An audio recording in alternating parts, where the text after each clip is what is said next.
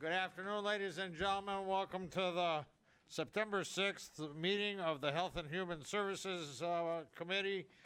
Please rise.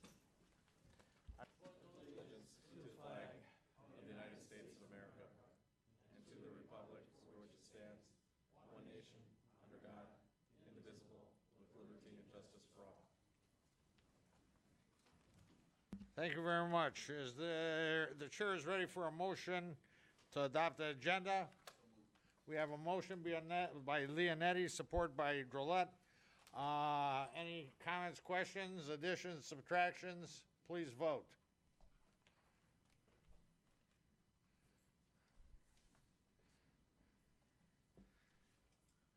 The motion passes. Number 4, public participation. Anyone in the audience wishing to speak? You have 5 minutes.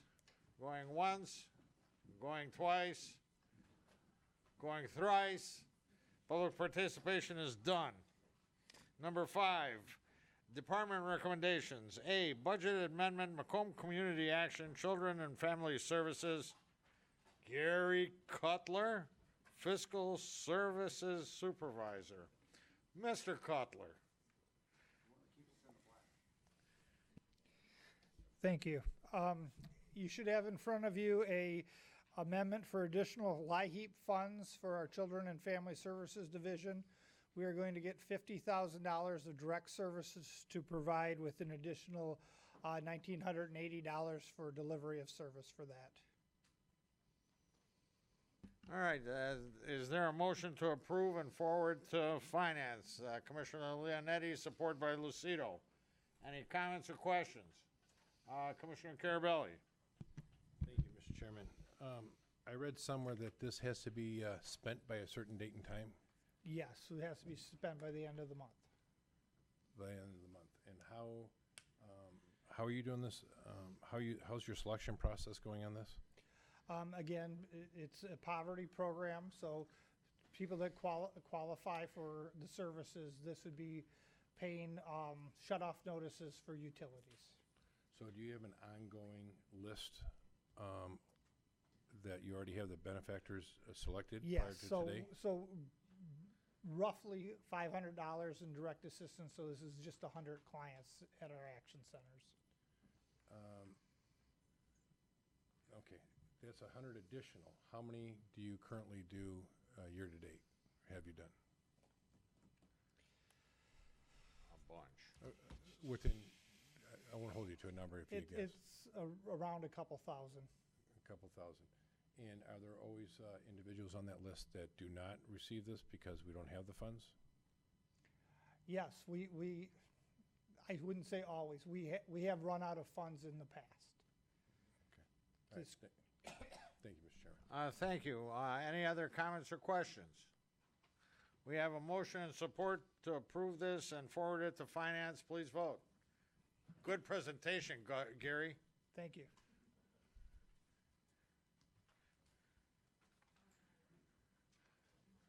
Hopefully the motion passes.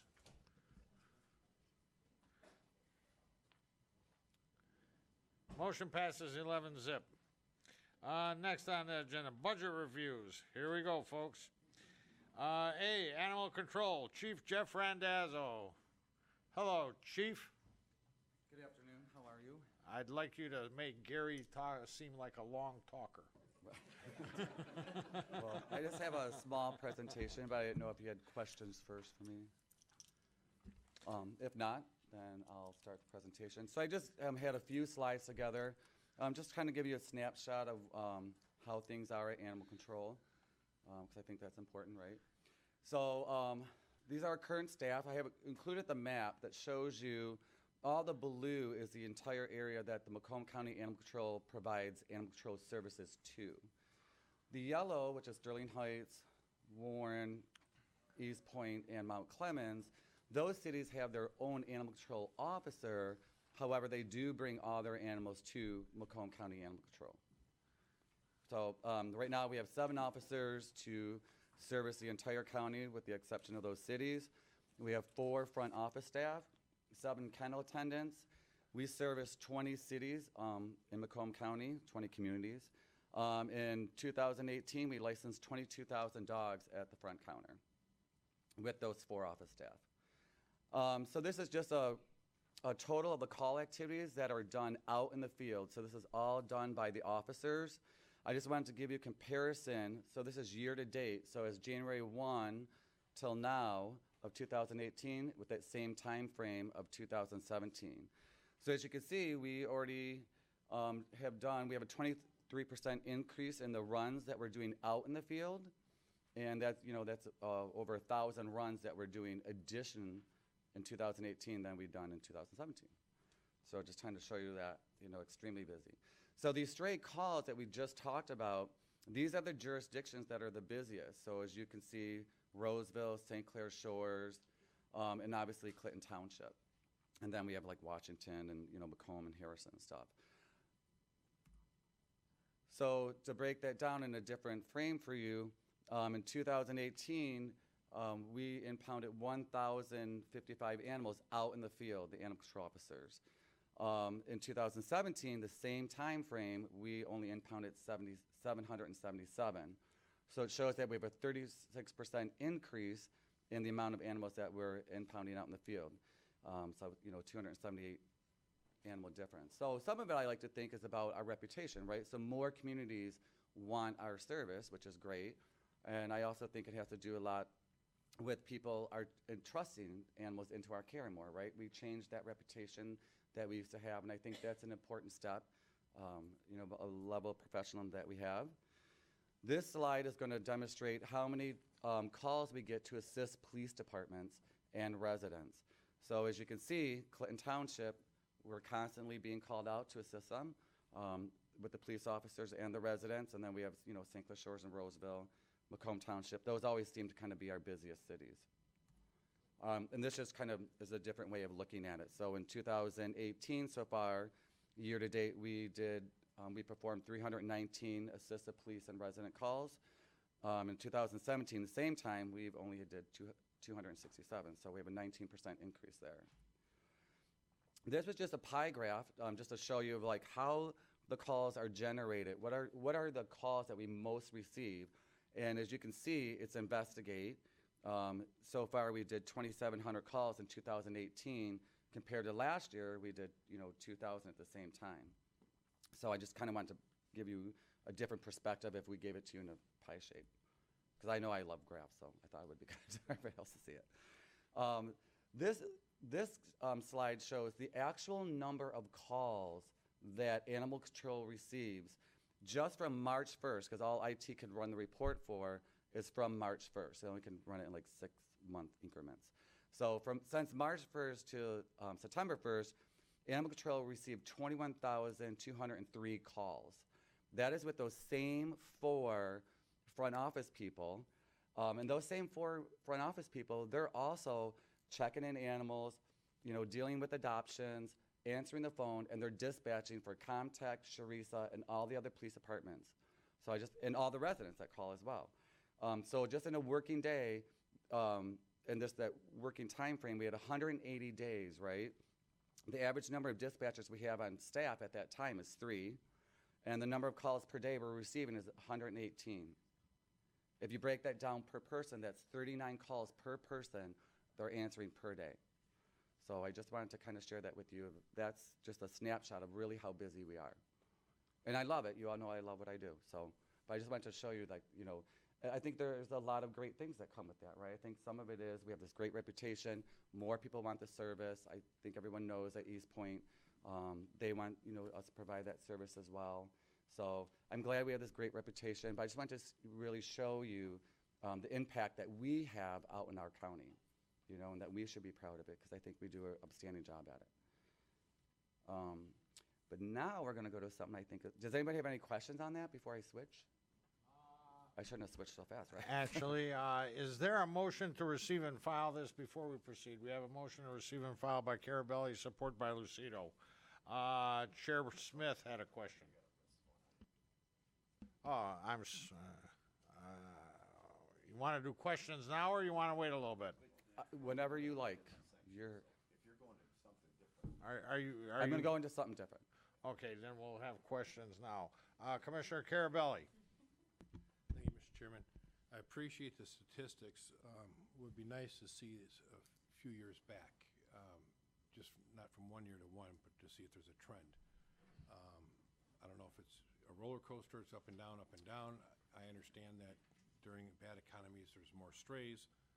The economy seems to be getting better, and according to your numbers, it doesn't look like it's getting better.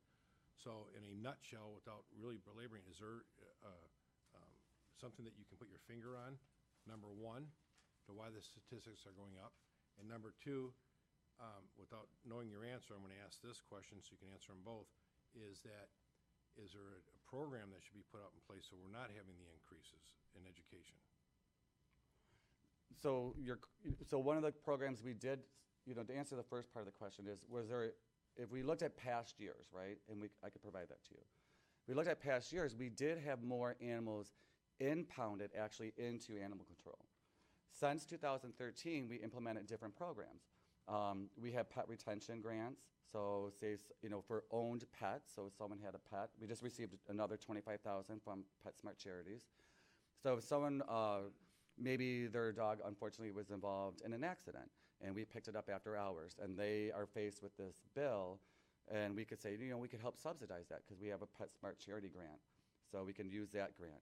We implemented a program called Trap, Neuter, and Return, which was for the feral cats. So we don't have all those cats that we're impounding. We actually have a program that's diverted them out of animal control. As far as animal impounds, I think that has decreased. I think now what we're looking at is we have an increase in runs, like a more demand for the community to have that service. Does that make sense? So when I run reports, the one thing I look at is I look at animals impounded and what runs were answered back before I was assigned the director. So before 2013, animal control officers did not go out for bites, which we do now. We didn't partner with police departments. We didn't enforce local ordinances. That was all set up through me in 2013 and 14. Thank you. Next I have Chairman Smith. Thank you. Hi, Jeff. Thanks for coming. Right here, straight ahead of you. I'm like, where'd I go? Yeah, Oh, yeah, it's like yeah, look at right ahead. Sorry. I can So- hear your voice. I was just like, where'd it go? Two quick questions. Your days, are they 8-hour days when you talk about dispatch, or do you guys, I don't even know. We're on 10-hour shifts. So 10-hour shifts, but throughout the whole, but 24 hours. So when you say 39 calls a dispatcher, that's during a 10-hour shift, basically broken down. I mean, I know that they come at different times, but Nope, so everyone starts at the same time. So Okay. we're in operation from 8 to 6 only. okay, that's what I wanted. And then after hours, after 6 o'clock, everything gets turned over to Comtech and Sharisa to call in the after hours on-call officer. That's fine. And then on your pie chart, it showed the biggest section was investigative. Is investigative shown on there? Does it then incorporate into other actions and it starts off as an investigative because you don't really know what you're going out for? Or is the investigative pie chart, that's all you did? You went out and investigated and there was no action taken? Nope, so investigative, we always take action. So investigative is going to be animal welfare checks, and it always stays as investigative throughout the entire process. So it's investigative, could be neglect, it could be in violation of a municipal code, so dogs running at large kind of thing, animal welfare checks. That's basically what investigative is. Okay. All right, thank you. You're welcome. Okay, thank you. Commissioner Drollet. Over there. Right. Thank you, Mr. Chair. Thanks for the presentation. Just a quick note. Commissioner Carabelli asked about the increase in runs and so forth. But it looks from the chart that the biggest increase was because we added Roseville, where we didn't have them in the past. So even if we took Roseville out of the mix, it looks like most of the communities still had an increase. It just wasn't as significant overall. There's a drop in Clinton Township, a drop in Fraser, a drop in a few communities, but most of them went up. But just to point out real quick, it looks like Roseville is probably 75% of that increase in calls. And St. Clair Shores. Oh, yeah, St. Clair Shores as well. So, Right. And those yeah. are the only 2 cities that pay for contractual services. Nobody else Make those pays. cities pay more. No city pays. You're welcome. Can you repeat who pays what to whom? Sure. So, when I started in 2013, we have to understand that there's animal control services, right? And then there's what we call animal control contractual services, which is just for us housing their animals. So if we go back to this chart, and I'm sure you can all see it, right? So if you go back to the chart, the cities in yellow, Sterling Heights, Warren, East Point, Mount Clemens. We have a contract with them, so when they bring their animals to us, they pay us a service fee for housing those animals. Right. Does that make sense? And now we have a contract with 2 cities, which is going to be St. Clair Shores, that Right. started in 2015, I believe. And then we have a contract with Roseville that started last year. All right. And they actually pay us for animal control services, for providing them an animal control officer All right. dedicated to their city. Thank you. Commissioner Kleinfeld. Thank you, Chair. Are we required to provide animal control for the townships without charge?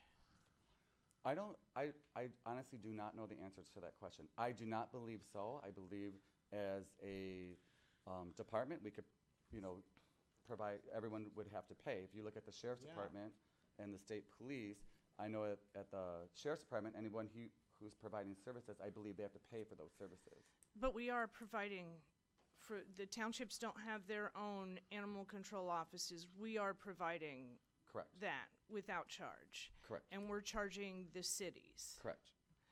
Okay. Charging only two. Well, we're charging the 2 cities because the other ones have their own animal control officers. Is that correct? No, or- so everybody in blue does not have an animal control officer. Macomb County Animal Control provides them the animal control services. We have officers that Okay, patrol those areas. so we're not charging, well, there's only one city, it's the city of Fraser, right? No, we cover Fraser. We But we're not charging them. correct. But we're charging St. Clair Shores and Roseville. Correct. Why? I have no idea. That was set up way before I started.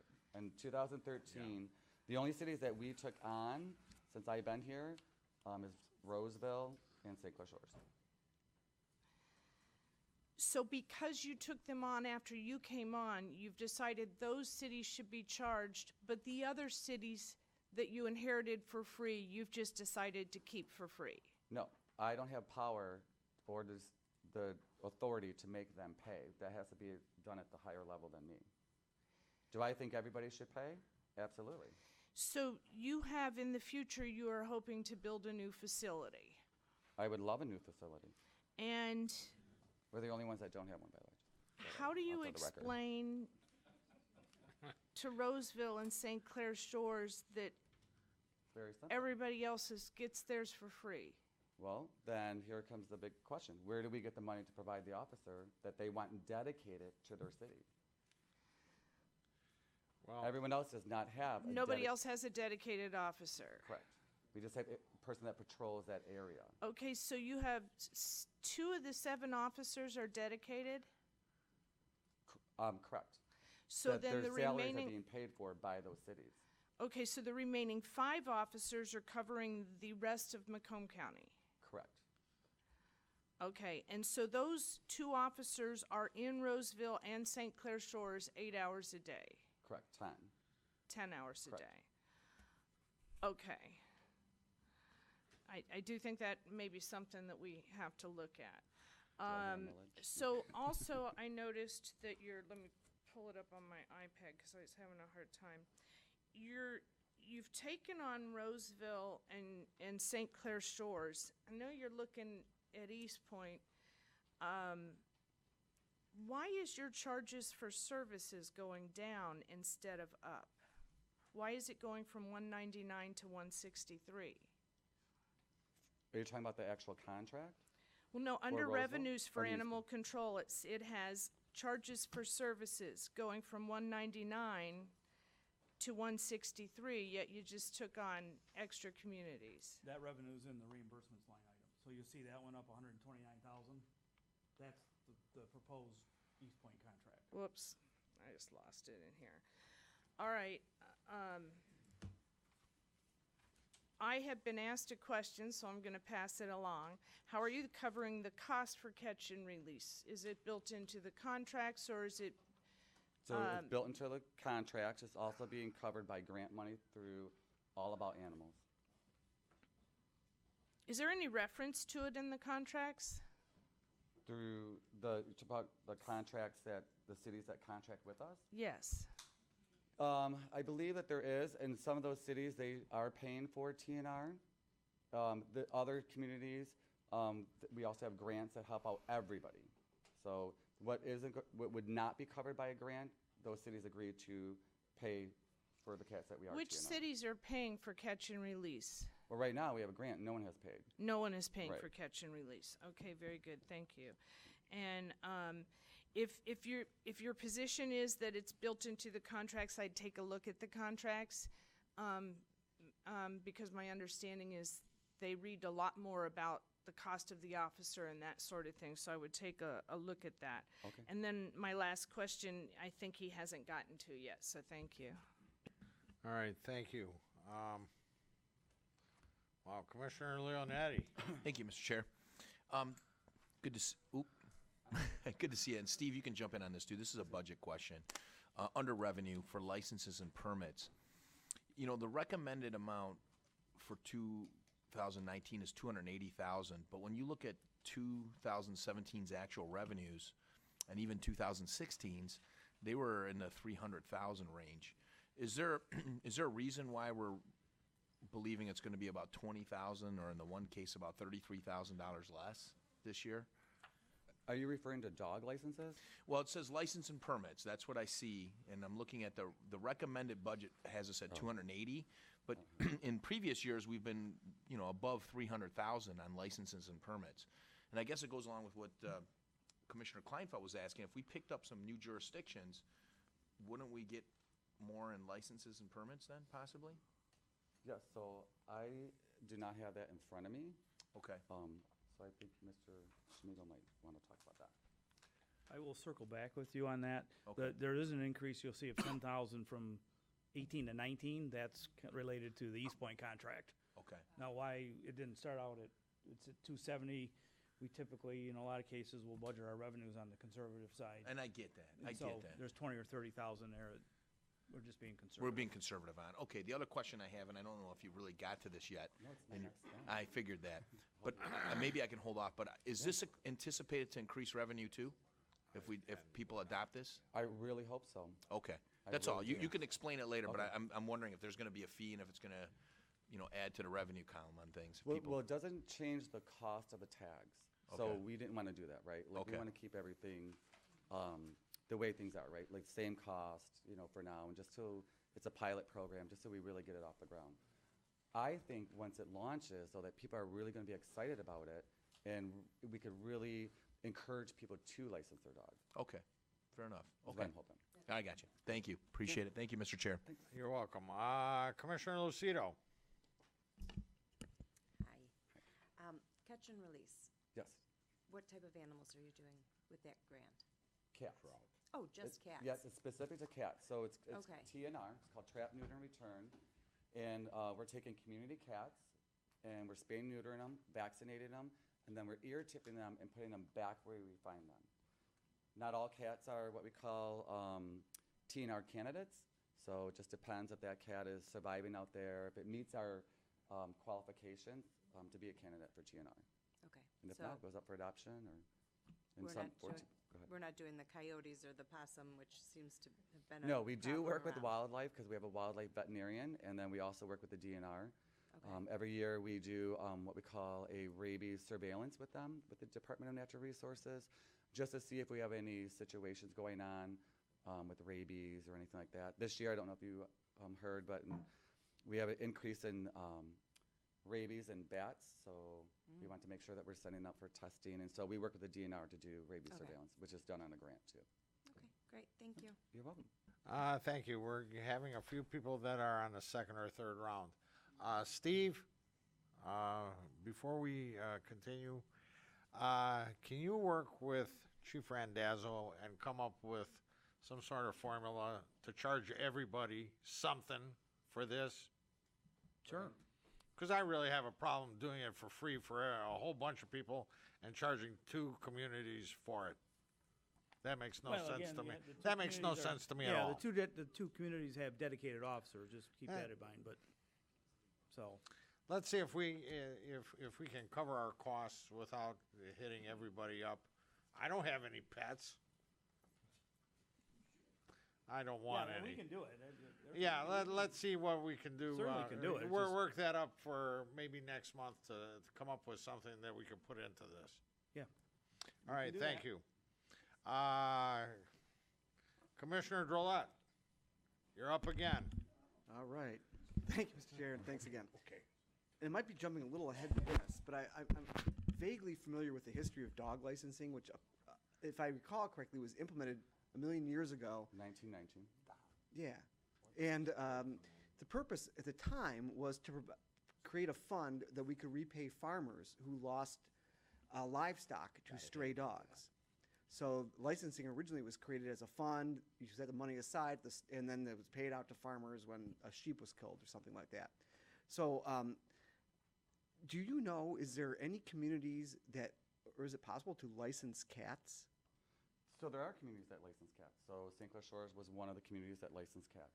Okay. I'll And license anything, livestock, whatever. I will. I have livestock. well, That's how this actually got started. in the program, I don't want to jump ahead, but is this just for dogs? No, I'm gonna open it up for everybody, Okay. for all pets, right? Okay, because it might be a good service for people who have a cat. Right. And And we this could actually started in. I'll explain it in the presentation if you want. go right ahead. I'll yield. We ready? Because I don't want to take up all your time, even though I love being up here. I think we have a great time. I don't know why that shows. And I outdid him. I want that. And for I the think record, we right? ought to think about licensing Mr. Perks Okay. by the pound. Right. Commissioner Romano. Thank you, Chair. Hi, Chief. How you doing? I'm doing good. How are you? Good. Without seeming to be heartless, what does it cost to, is it spray or spade, or what do you do with Spade. cats? So Feral cats. I'm talking about feral cats. So feral cats, it's about $40 to sterilize them, which is Stop. spay. Yep. $40. What does it cost to put them down? Well, it's probably somewhere around with the medication and stuff when I did the average. Now you have to remember, they have to be held for a certain time. So, Wait a minute, back up. Why do they have to be housed if they're feral? so feral cats, if they're not a part of our program, we actually hold them in case there's an owner that we can help identify. For a feral cat? But the hard, yes. So Have you ever had we an call owner them come community up cats. for a feral cat? Right. You have had owners come up for feral cats? Yeah, so the state requires us to hold them for 4 business days. Okay, there's a so now law. you held them. Nobody comes forward. What does it cost to put them down? So I don't know. You look at the tech, So I would say it's probably at least $60. The So it's medication. cheaper to spay them or spray them or Yes, slay them? a lot less expensive to do TNR. Okay, A thank lot you. less expensive. It's to neuter them, Commissioner. So females, we spay. Males, we neuter, or we just say sterilize. We're good. I had you. This conversation has deteriorated. Commissioner Kleinfeld. Thank you, Chair. Apologize, I have a couple more questions. You indicated that you have grants that cover doing that. And I'm looking at the revenues, and other revenue has a dash, so there's nothing in there. So are we running those grants through our? we're Some of the not run- grants, some grants I do, like the pet retention.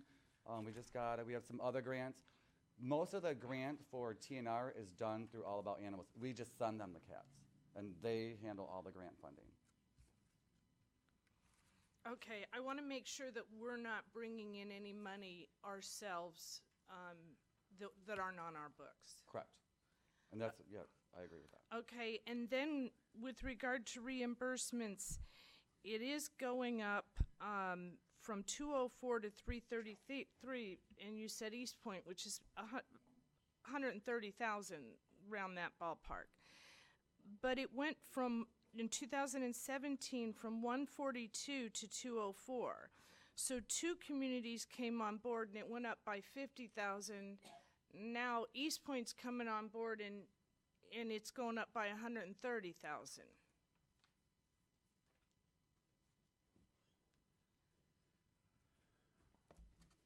So you're saying from 2016 to 2017 went up about 50-some thousand, 50 or 60.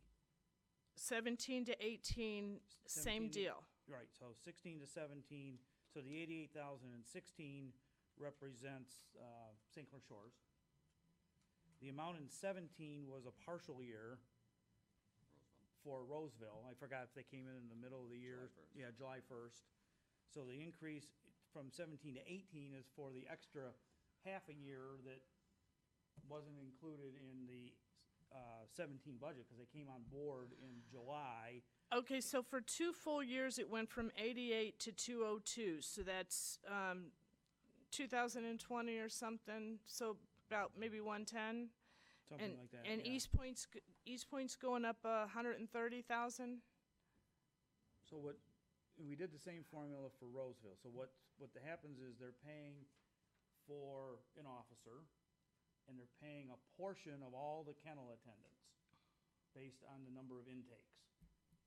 So they're covering intakes and the kennel attendants plus their percentage of all the. Well, I do understand the officer because they want a full-time officer, but I don't understand why they would be paying a portion of that when nobody else is. And those, East Point and St. Clair Shores are my communities. I'm probably gonna have to report back to them what's happening with the Yeah, and rest they're of the fully county. aware. The East Point is reviewing the contract as we speak. We sent that What is over about a week approved ago.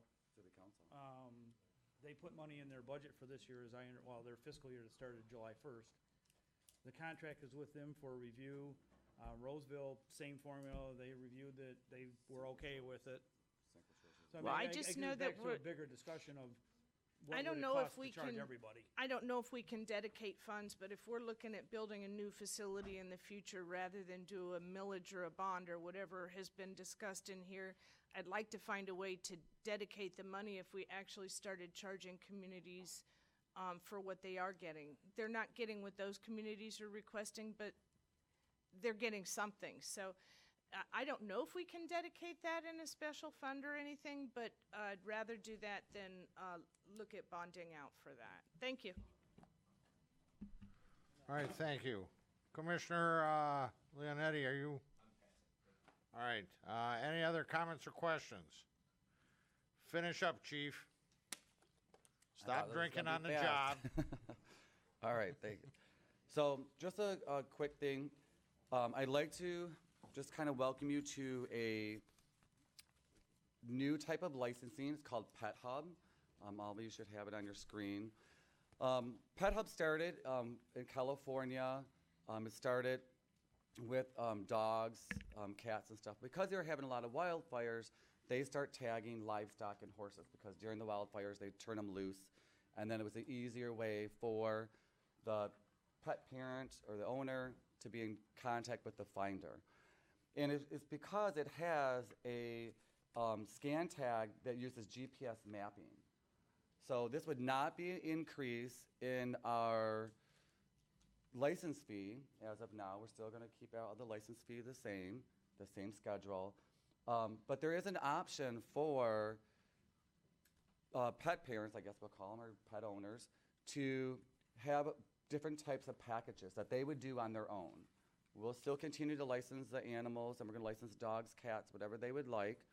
And the pet owner has an option before they leave. We'll have a kiosk, or they could even do it at home on their own computer, to go ahead and choose whatever package they want. The highest package is a premium package, and that package is going to give them online pet profiles.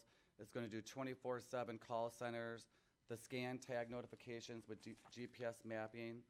All the community and shelters that we associate with and that they associate with, they will receive an Amber Alert, like like we do with humans. It's going to be an Amber Alert system. So, and there's also these important pieces that one of the main focuses should be to unite a pet owner with the finder without intervening animal control. You know, that's one of the great things about the tag is if Miami, Broward County, all the major cities in California use it. We'll be the first ones in the state of Michigan to use it, which we all should be proud of because I think it's a great concept and idea. But the whole goal of it is to find, for the pet parent and the finder to actually reunite on their own. I think there's a 24-hour service. Anybody with a smartphone, they already have a QR code reader on their smartphone. So I'm going to kind of just show you how mine works because I do not want to take up any more of your time. This is kind of how the actual logo would look on the tag, Macomb County Pet License. It'll go by years as well, like 2019, 2021. We'll still sell 1, 2, and 3-year tags. We also have options that you could keep this tag for the life of your pet as well. I think that's an important piece that a lot of pet owners like to use as well. I'm just going to give you an example. This is my dog Major. His tag. This is his tag. I didn't actually bring him because I didn't know if I was allowed to bring him. But I'm going to use Commissioner Lucido to use her smartphone.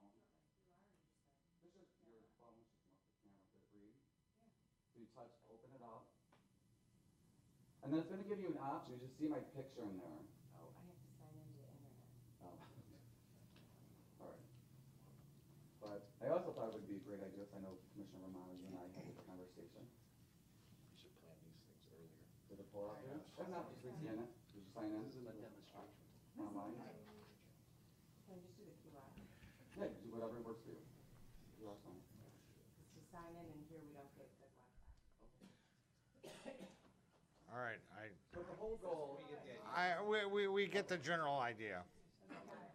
Thank you. You're welcome. So the whole goal Okay. is that you're going to, as a pet parent, you're going to be able to put your information onto this and then be able to get a hold of the finder through email, phone number, whatever you like. And you can make it as public or private as you like. All right, thank you, Chief. You're welcome. Commissioner That did not go over Kleinfeld. as well as I thought. Thank you. Is there a direct correlation between the communities that you license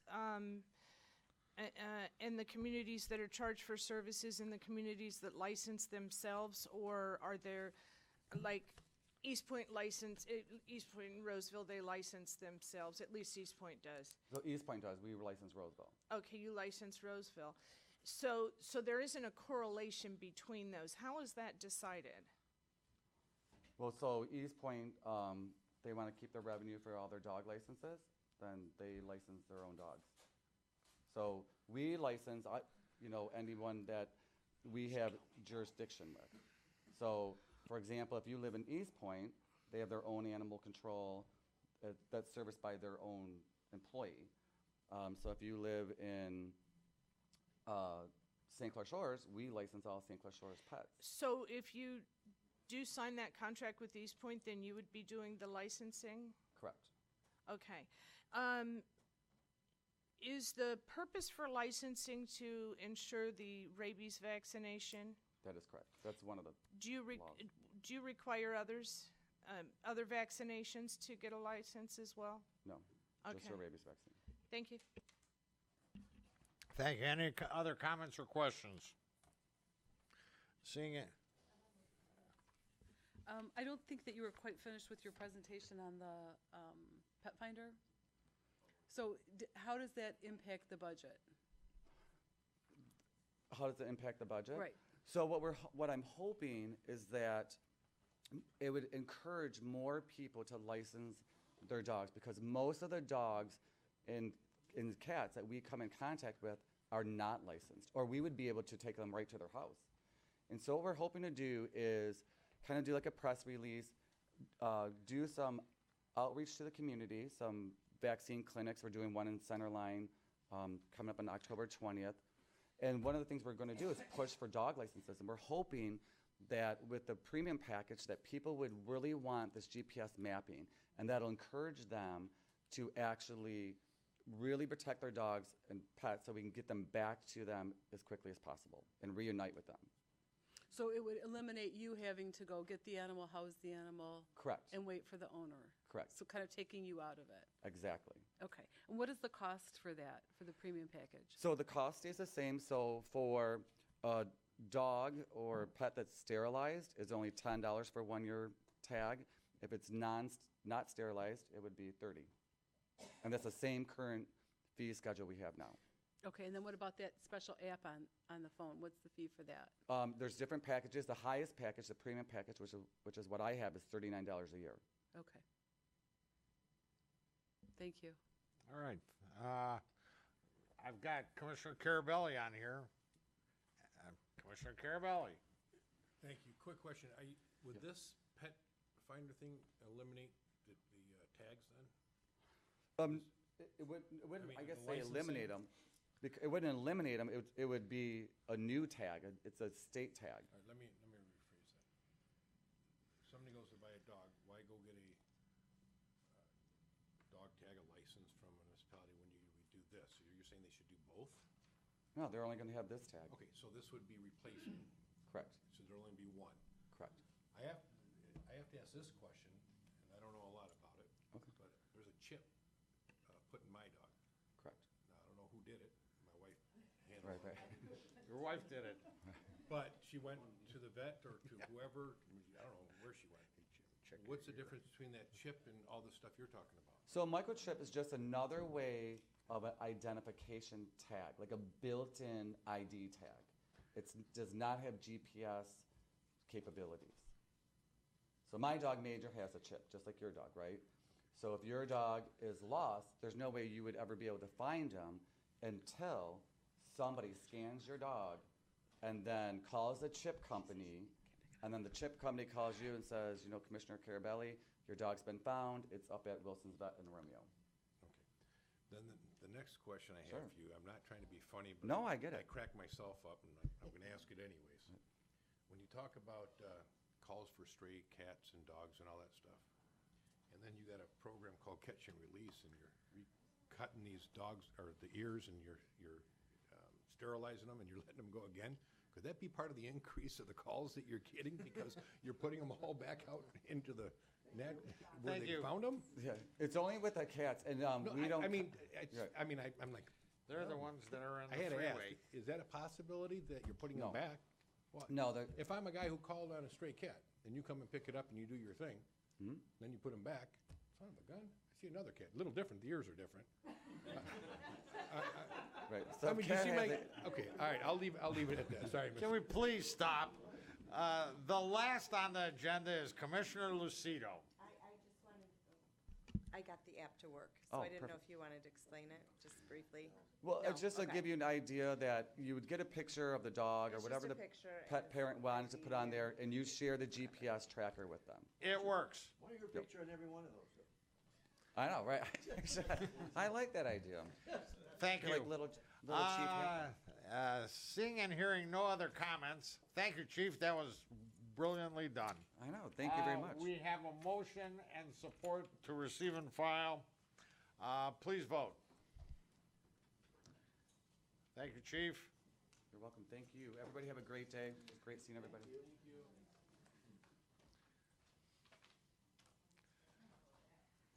Oh, my God.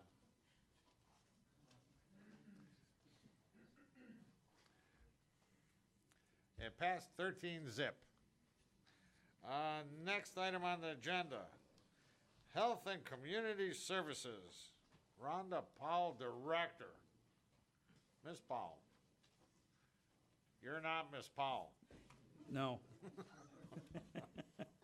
I'm going to make my brief comments as I usually do, but one thing I'd like to point out is you should all have a set of little handouts, one-page handouts, sort of a dashboard, sort of a look to each department. So this is something that Steve Adair developed for this year, so thank him for that. It's kind of supposed to be a quick snapshot of major items of importance, so we're trying to do this for every department in time for each of their budget hearings, try to get those out to the commissioners a little bit earlier. This is kind of a work in progress, so just want to point that out, and I think it's a great addition to the process. So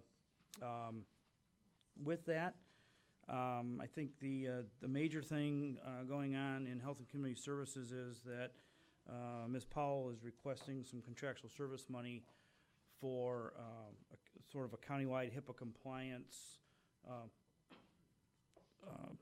don't want to say a position, but a function, if you will. And she can go much more into detail about that. So that's about a $65,000 increase. There's some increases in benefits. And one thing I do want to point out that I didn't mention in my budget presentation last Thursday is, and this will be a common theme as well in every single department almost, some more so than others based on the size of the department, and that is in the workers' compensation, unemployment, and other line item. You'll see that the dollars in some departments aren't necessarily large in terms of increase, but the percentages are 140 or 150%. And what's going on in there is we've had a very substantial increase in our liability for compensated absences, which is sick time and annual leave time and comp time. So the comp time is not so much of a large increase. That's mainly at the sheriff's department, but our sick and annual leave time, the amount of banked hours and the wages are going up to 1 or 2% a year. So we've had a very, very substantial increase in the liability that we carry for that and the amount that we pay out every year in addition. So that charge in particular is based on a percentage of payroll. Historically, we've charged 1% of payroll. We've had to increase that charge to 3% of payroll. So again, in your larger departments like the health department or the sheriff's department, something like that, you're going to see large dollars, but everybody should be 130, 140% increase. Hopefully, at some point, the banks are going to start getting to the full mark, and we might be able to drop that back down, but you're going to see that as a common theme. So I didn't mention that last week. So with that, I'll turn it over to Rhonda.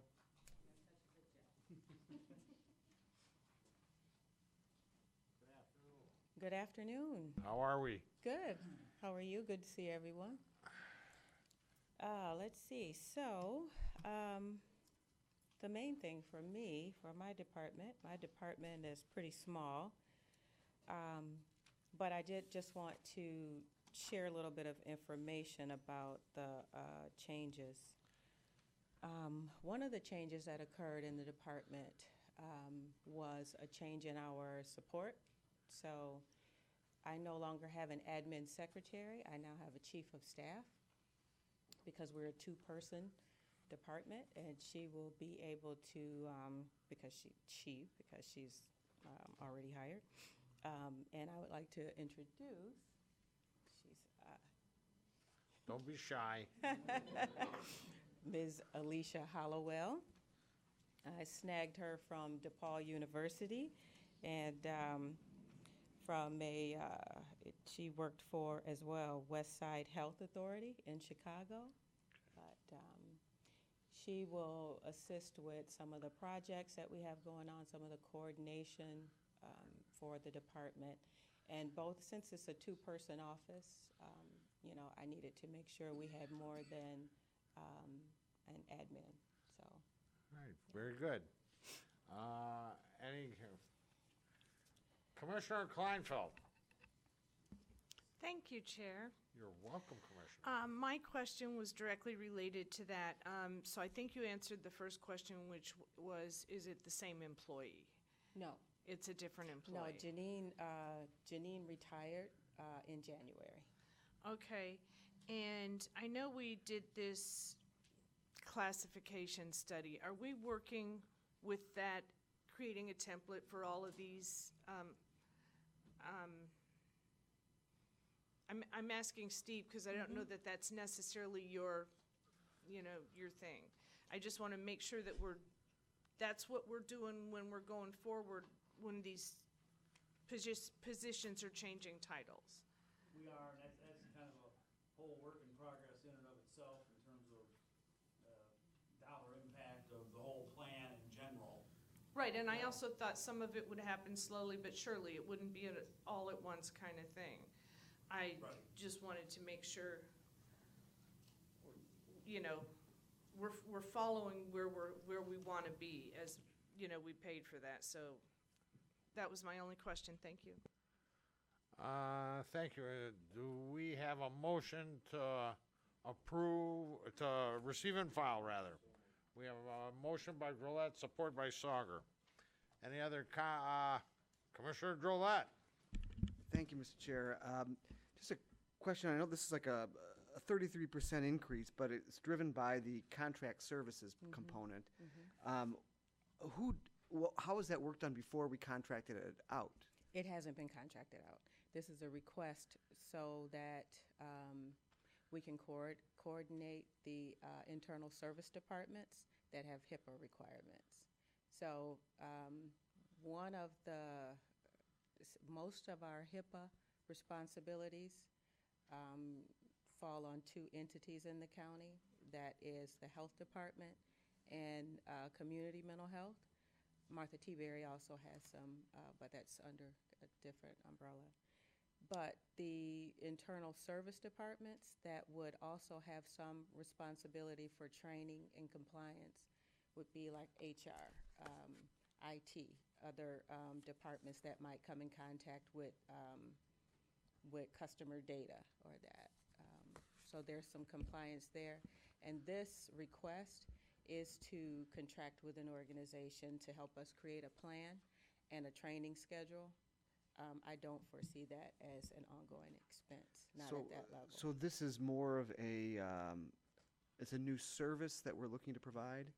No, HIPAA, it has been in place for a while, but the coordination of that for other departments, like our HR department, IT, we just don't have that coordinated and just need a plan to do that. So this is a project to help create a plan to coordinate Exactly. the process? Yeah. Okay.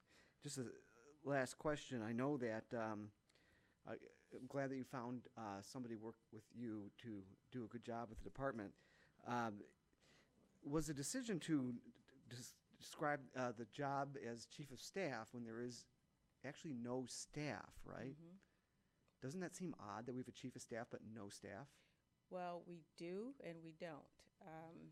So in our department, there's only 2 staff designated, but my role is oversight over 3 departments. One of the things that we're working on is coordination right now and looking at, I just happen to be a organizational development geek, but what we're looking at is areas where there's a natural opportunity to unify and coordinate like right now we're working on a project to look at our finances, how we handle our financial operations. Is that, can we have some uniformity across the board, and how do we do that? Okay, and it might be answered in here. Let me look real quick. The salary and wages for your department, have they changed substantially with the change in title and the new individual? Would you say it's substantial? I don't think it's substantial. We have, it's about a $20,000 shift. So, but in my department, everything looks substantial because there's only 2 of us. So. Right. Okay, thank you very much. Thank you. Commissioner Leonetti? Thanks, Mr. Chair. Good to see you, Rhonda. Going along the lines of this $69,000 for this HIPAA consulting services, have you talked to a particular firm? Do you have a firm in mind? I mean, I guess at some point, I guess you're going to have to bid it out, and it's going to come back to us, right? Is the $69,000, I guess, conservative? Kind of, is it going to maybe be less than that? Do we have an idea of what ballpark range? My hope is that it will come in less. The 60, that number came from the cost of an existing position. We have an admin position in community mental health that handles these responsibilities for that organization. So that was where that number came from. But we don't plan to have an employee do that. Okay, right. You're just going to contract it out to somebody. And like I said, we'll have those bids in front of us at some point. Okay. All right. Thank you. Good to see you. Thank you, Mr. Chair. Thank you. Last but not least, Chairman Smith. Thank you, Chairman. Good afternoon. Hi. Thanks for coming. Thank you. Good afternoon. Rhonda, I just have a question, and I thought I heard you say, because this is a contract service and we're looking at kind of developing training, and obviously once the whole county's trained. It doesn't have to be an ongoing every day. I don't know how it works. You'll know how it works. But you said it wasn't expected to be ongoing, but it's forecasted through 2021, the increase from 4,000 to 69,000. When you say not ongoing, are you mean like couple, 3-4 years, and then that should be it type thing? I Yes, just want to catch. and then the cost will be lower from there, because all we'll be doing is managing the plan. Okay, so, but they're The anticipating training or, schedule and that, and I know HR is looking at a different online system for training, and the goal is to be able to incorporate some of that HIPAA training for staff on there as so well. at this point, you're kind of, since we haven't talked to anybody really specifically, you think 3 years is there, but it might be 2 years, it might be 4 years, but you're not sure on it. Right. Okay, thanks. Welcome. All right, thank you. I've still got Commissioner Kleinfeld on here. All right, that's all right. Any other comments or questions? We have a motion and support. Please vote. Rhonda, nice job. Thank you. you. Right. By that, he means exactly what he meant.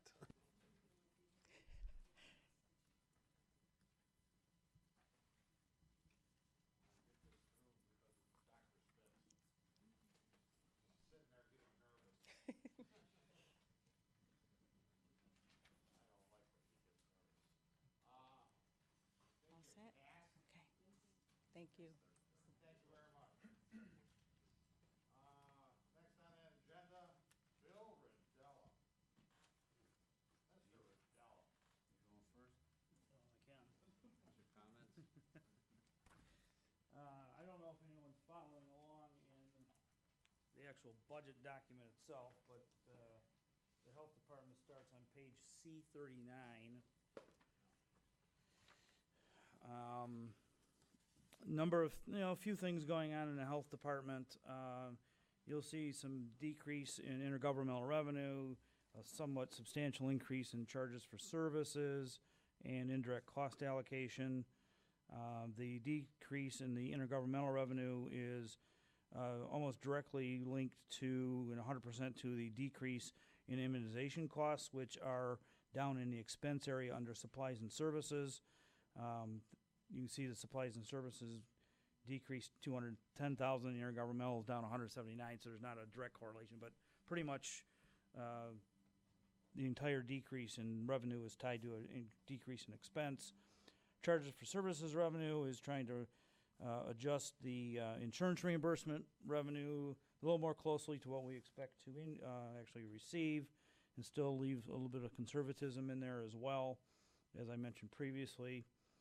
The indirect cost allocation increase is a result of the health department charging more of their administrative costs to the health grant fund. You'll see that later in the health grant fund. So that's actually leading to an increase in the general fund contribution to the health grant fund. But at the end of the day, it's all internal service money, so it's a wash.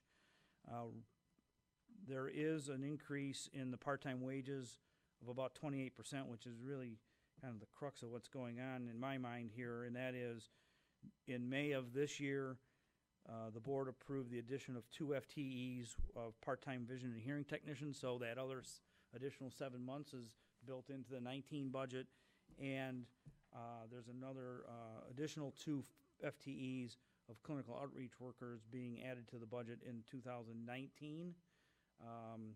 You'll see that there is also a substantial decrease. I'm sorry. Those are being paid for. I know they're not being paid for by the general fund. Yeah, it's coming out of contractual services. So there's a decrease there to pay for those, and then there's some increase in there for more HIPAA compliance through this, I think it's through SEMHA. Yeah, and so Mr. Rodella can speak about that. So you don't see a real corresponding decrease in contract services because there's other monies being added back to that particular line item. And then there's a large increase in internal service charges, primarily increases in indirect costs from the new plan. So The indirect costs built into the budgets are from the 2016 plan. And then there's also a $50,000 increase roughly for increases in liability insurance chargeback. I did talk about that last week in terms of an increase of 0.5% of payroll for the general departments as a result of all of our litigation that we're currently incurring around the county. So with that, That's not our litigation, right? Thanks, Steve. Thank you, and Steve. Good afternoon. Good afternoon. How are you, sir? I'm doing great, thank you. I do want to point out that I don't have a PowerPoint for you, but I would make note that our annual report is on our website. Every year, the department does prepare an annual report for the community. Again, we have this on our website, and all the other years are there too. But we also show some of the trend data, not just for our services, but also for health trends in the county on our scorecard, which is also on our website. We do make these available, and we're still building that scorecard as a opportunity to share data on our services and health indicators here in Macomb County, because a lot of people want to see that information, especially those that are partnering organizations, and some of that data they can use for grant applications. So that information is out there, and we will continue to build upon that. We are very satisfied with the 2019 budget recommendation for the department. The resources recommended in our general fund appropriation, along with the state grants and revenue that we bring in through billings and other fees, will help support the public health programs we provide, the required services we have to provide as a local health department, and the goals that we've established in our programs and throughout the department for 2019. This past year, as well as in 2017, our staff was extremely busy with a unprecedented public health epidemic in Macomb County, as well as the state, around hepatitis A. Probably heard commercials, have seen ads about this. It's been in the works for like 2 years. And what we've learned from this, and again, there were 880 cases in Michigan. The largest outbreak I think the country has had related to hepatitis A. 80% of the cases were in Southeast Michigan. And I think what we've learned from this is that the ability to have educated staff, experienced staff, the infrastructure, a strong public health infrastructure, you need that in order to respond to outbreaks. And I think, to the credit of Macomb County, we have that in place. And I think over the years, through the resources we've been granted through and approved by the county executive's office, the Board of Commissioners, that public health investment helped us in being able to respond. Yes, we received some state grants to work on this, but we were ready to respond and control the epidemic. We had many cases, but I think the ability to administer vaccines and to handle the vaccines which were given out to many residents and many individuals coming into Macomb County, the ability to investigate the cases on hepatitis A, our emergency and environmental response, all that was a credit to the resources that we've been allocated. And I want to thank the board and thank the county executive for investment in public health. During 2019, the resources from the recommended budget is going to continue us to provide high-quality programs and services to our residents. We're going to continue to work on implementing our strategic plan, which was updated this year. We're going to work on our community health improvement with our partners in addressing the priorities that are established in that plan. And we're also going to work on our national public health accreditation, which we're probably 2 years away from actually getting that, but we have already launched the button in seeking national accreditation as a local health department.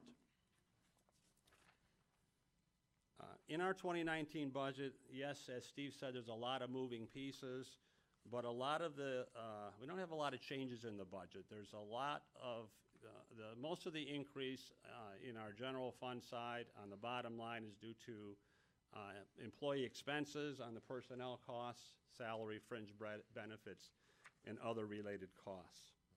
A couple of changes in the budget that we're seeking approval. In October of this year, we're going to receive an additional $107,000 from the state through our STD and HIV prevention and control funding. In working with the state, they would like us to expand services in our STD clinic. And we are going to be seeking approval to hire a public health nurse. These are grant dollars from the state. So the nursing position will cost somewhere around $80,000 with fringe benefits. And then the rest of the dollars will be used for supplies, medical costs related to our STD clinic. STDs, chlamydia, gonorrhea, have been increasing nationally, and we're seeing those increases here in Macomb County also. So that's why we are seeking approval of that position, and again, that is grant funded. The other thing we're looking to do in this budget is in our immunization program. We have contractual staff that are funded through one of our grants. We want to move those funds over to salaries and fringe benefits. And the reason we want to do that is we've been seeing so much turnover in our contractual staff. I think in the last 2 years, my nursing director said we've had 6 different people brought aboard as contractors. The minute a county position becomes open, they seek that position and they move on to a county position. So we have people doing the same thing as contractors and county employees. We figure for the same cost, because it's pretty much budget neutral, to move those contractual dollars over to county positions, and that's a grant, and bring those people aboard. We think that'll help in retention and reduce the constant recruitment we have to do for these contractual positions. These are people, there's 3 of them.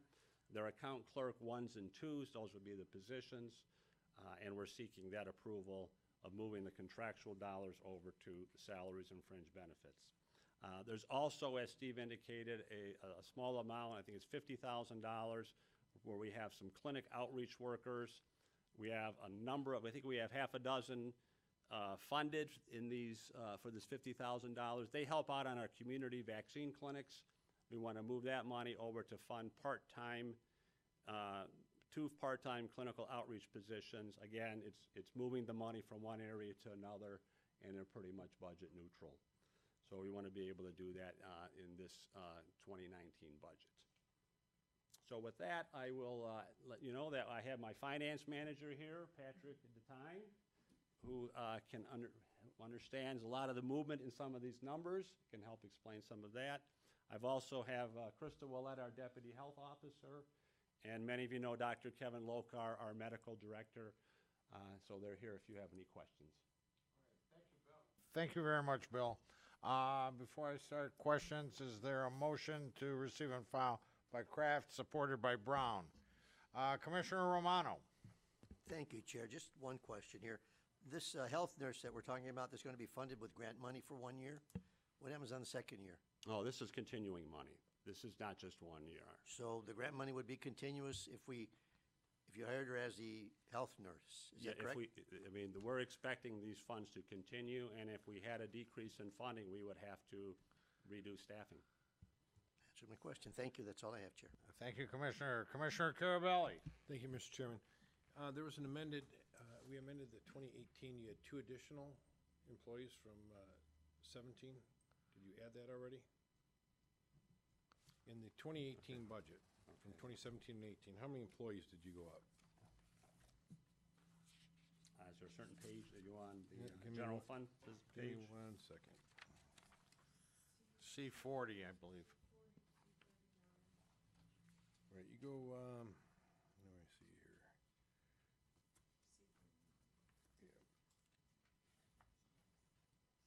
Patrick, if you can come up here too, I'd appreciate that. 49.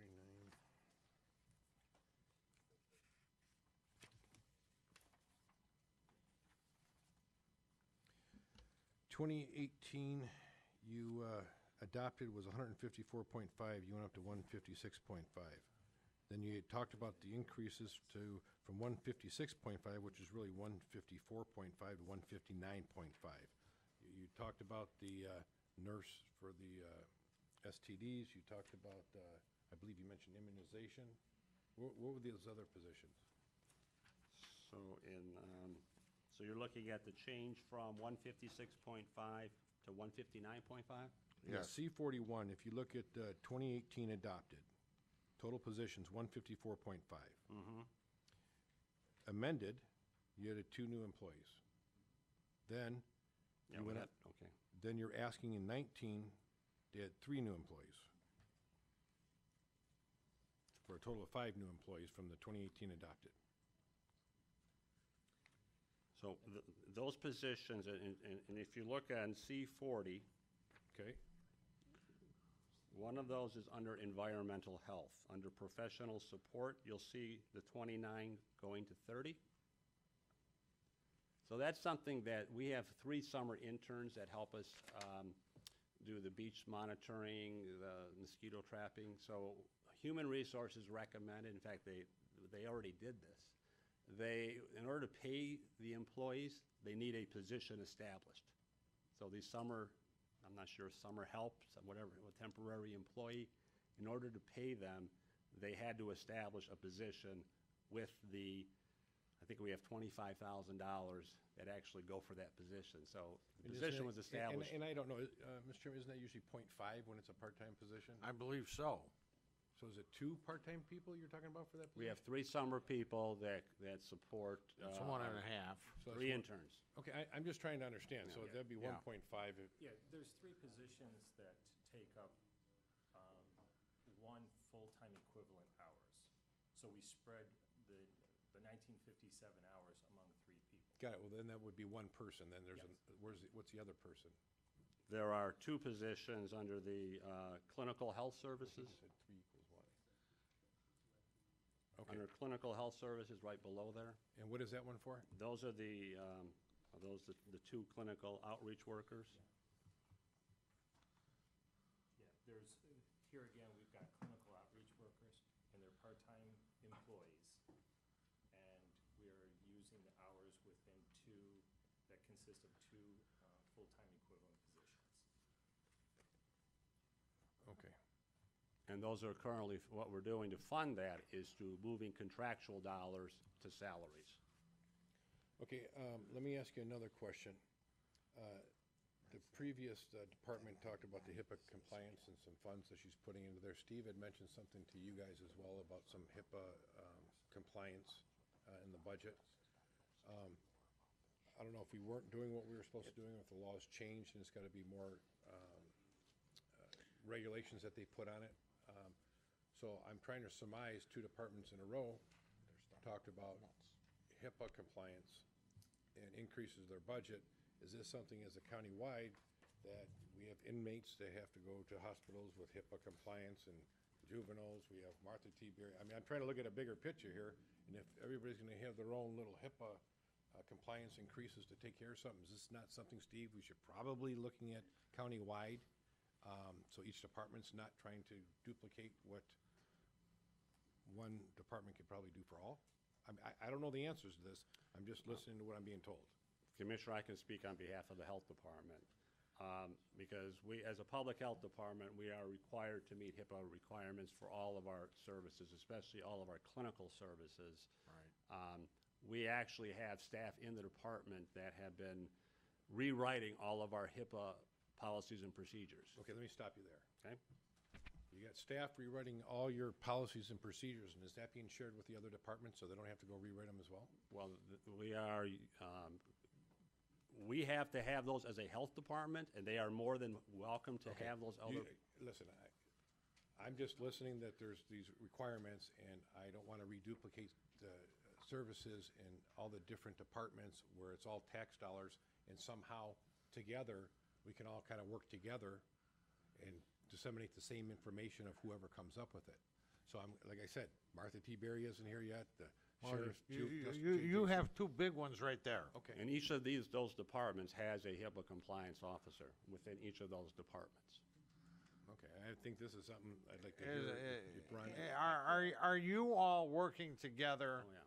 So there's no duplication of services as far as all this compliance business? Yes, we recently had a meeting with both Community Mental Health and Martha T. Berry to discuss that. But the reason for the request in my budget was just for that purpose, so we can coordinate what we're doing at the county level so that each, the health department, community mental health, and Martha T. Berry have a different designation as the covered, what's the technical? Covered entity, The covered entity. The other departments are internal support departments or business associates. So they are by extension responsible for another level of HIPAA compliance. So, and it would be the same way for a vendor, the vendors that we might use. So if there is any type of contract language that we have, that has to, it also has to reflect language. So, but if we can get that language across the board, which is what I'm hoping to do and working with Corp Counsel for, then we then have a standard for the county. And I think that's exactly what Commissioner Carabelli is talking about. Have some standardized program and everybody working together So we off don't all that have to standard. keep looking for the same language and the same type of, exactly. And a good example is training. We have to have, somebody mentioned a question about training. We need to do training annually. It's just not a one-time training. And that's the expectation for all of our staff is annual training. And we can take the training protocol, a program that we use, and have the other departments use that, so it's an online. That's a good example of tracking that across the support departments as well as community mental health and the health department that have to do required annual training.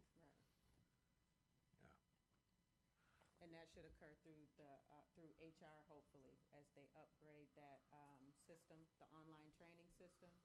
The goal is for that to include HIPAA. The one we currently have doesn't allow for that. All right, thank you, Commissioner. Good question. Commissioner Kleinfeld, off we go. Thank you, Chair. Okay, I have to go back to these positions for just a minute. Director Smeagol said that it doesn't come out of the general fund. Then he said it comes out of contract services, which I think is in the general fund.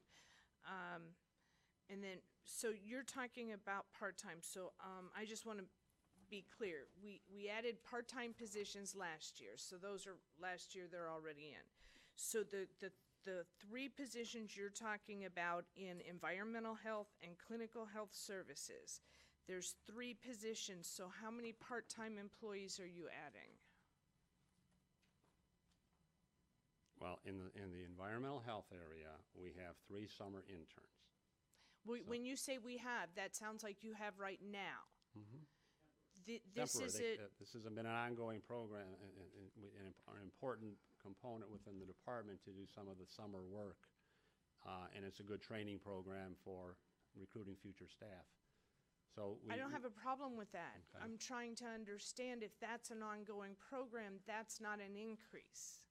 So this may be on me, I'm not understanding it correctly. Don't get me wrong, okay?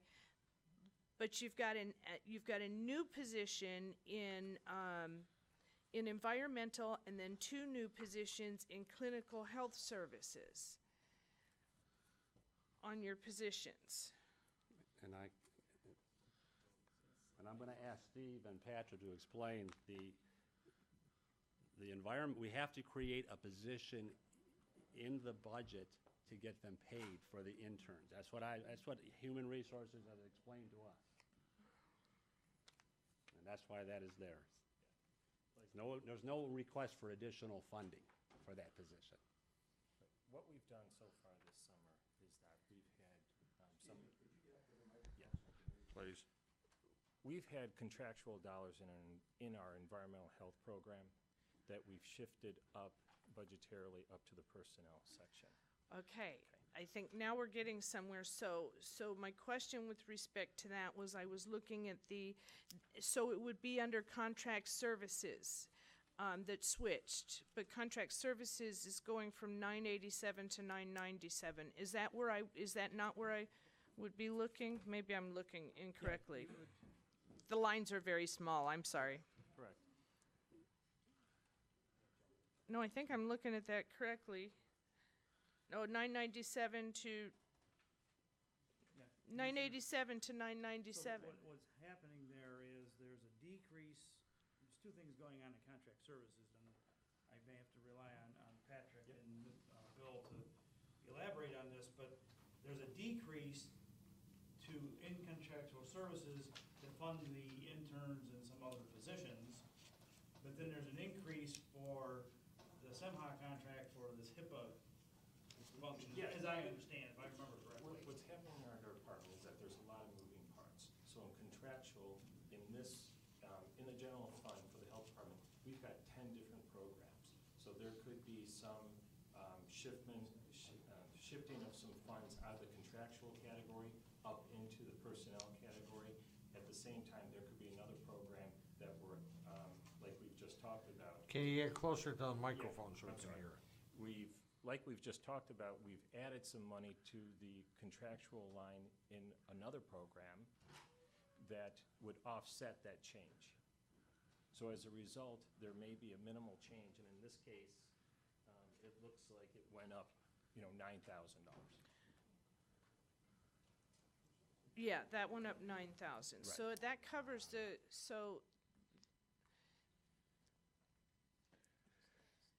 it went up 9,000, but we don't know, I don't know how much you moved, so to really get an idea of what the increase actually was. Because, instead of saying it that way, you could just say, we've increased part-time wages, and you leave that the same because you have to cover this HIPAA thing. So you Right. could say it a whole bunch of different ways, but it's the same thing. You Yeah, understand and what I I'm saying? understand. I understand what you're saying. No, this Okay, is- so there is an increase. It's just This how you is say it, three. whether or not there's an increase. Correct, because, we could take 5 different situations, 3 to 5 different situations with a decrease and an increase, and the net effect is, $9,000. Okay, so the interns, were they paid before? Okay. Thank you. Last on the list is Chairman Smith. Thank you. Steve, can I ask you a question, please? You gave a budget overview last week, and for Health Department, you showed 6 new positions. I'll be in a couple of them part-time, and I'm having trouble finding 6 new positions in 3 here. of them are in the health grant fund. Okay, so they're They're in a different fund. different section So that there's we're not 3 looking account at right here? clerks in that fund. There's 3 what? 3 additional account clerks in the health grant fund, this is the general fund versus the health grant fund. Okay, so there's 3 here and then 3 in that Correct. fund. Okay, thank you. All right, any other comments or questions? We have a motion and support to receive and file. Can you vote, please? Well done, Bill. Not quite, almost. But before you leave, I think it'd be a good idea if you presented your strategic plan to the board, or the overview of your strategic plan. Yeah, to we're the gonna board. actually be putting that on site, but sure, we can I provide that. think that would be a good idea. Motion passed 12-0. Who's missing? All right.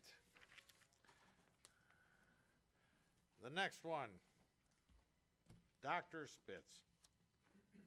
Chief Medical Examiner, 2017 Annual Report.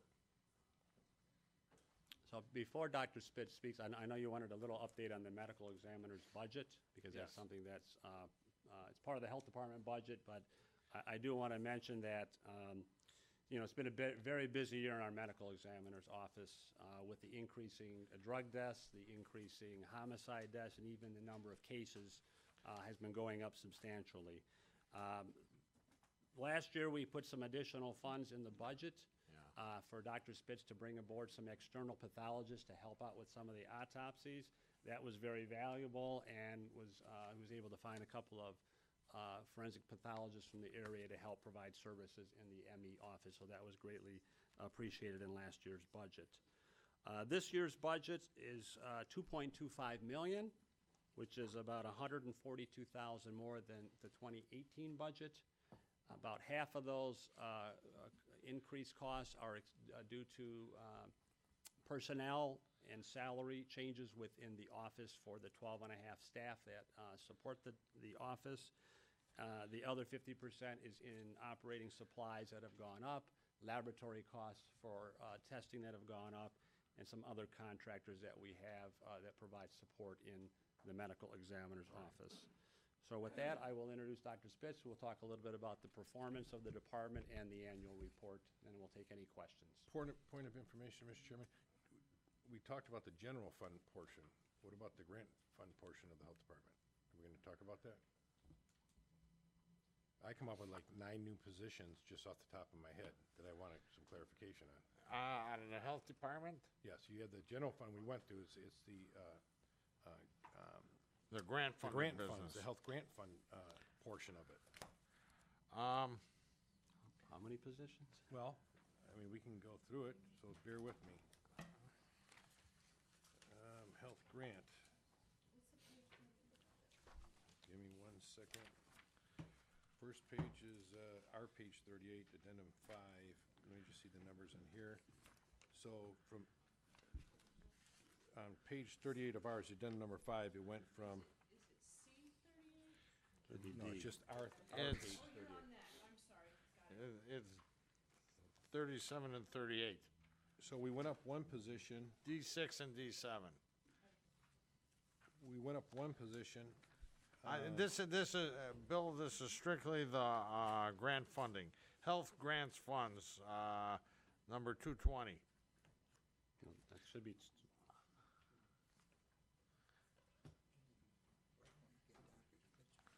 Okay.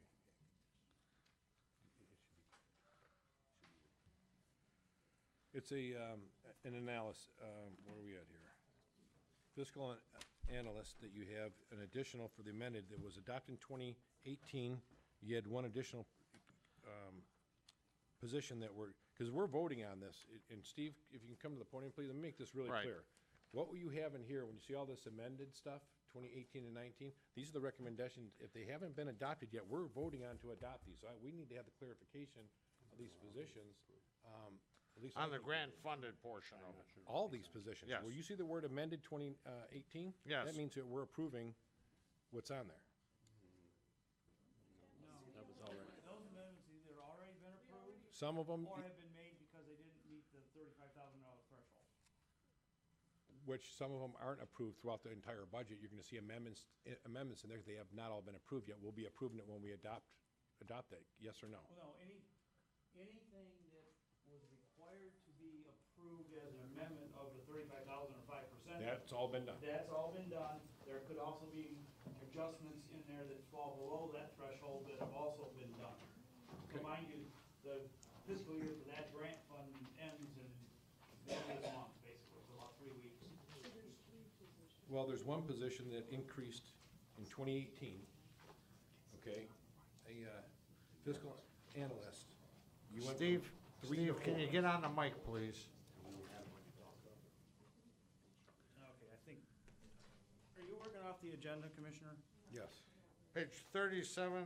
38. and 38, which is D6 and D7. Okay.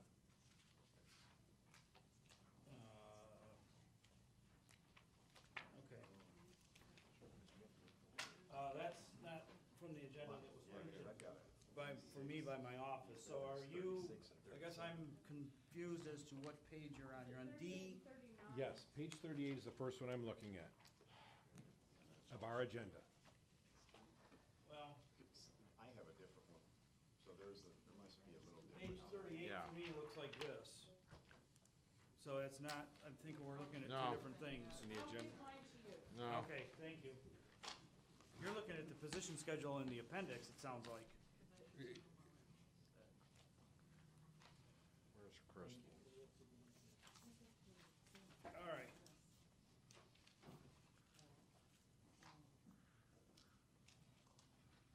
See, mine's different. 37.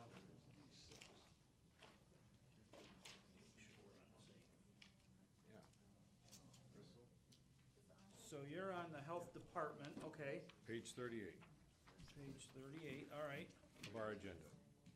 yes. You go down, if you go to, Page 37.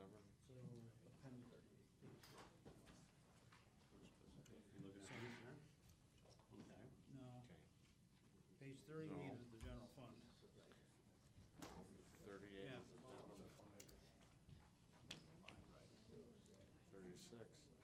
Z7, or Z6 and Z7.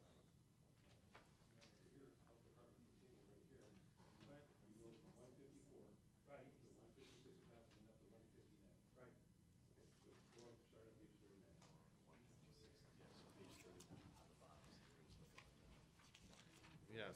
What's that? Correct. So now we're back here. So you're going to see that, in 2018, about 10 positions down, public health nurse 2. We added one so far this year in earlier this year in 18. That was part of the 2018 budget. As part of the amendment. Not the original budget, this was amended Right, so since this the came to original you, budget. as part of an amended, amendment. Division of hearing techs. And there was an additional 1 FTE for part-time vision and hearing techs, that came before the board.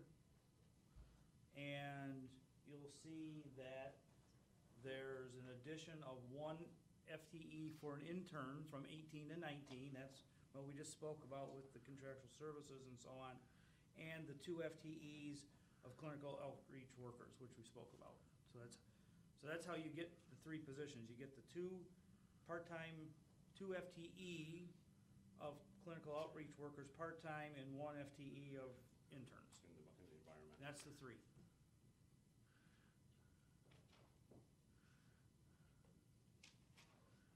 So the increase from the adopted is 2, and then you have 3 for a total of 5 new, right? Right, 19 adopted to 19 recommended, there's 5.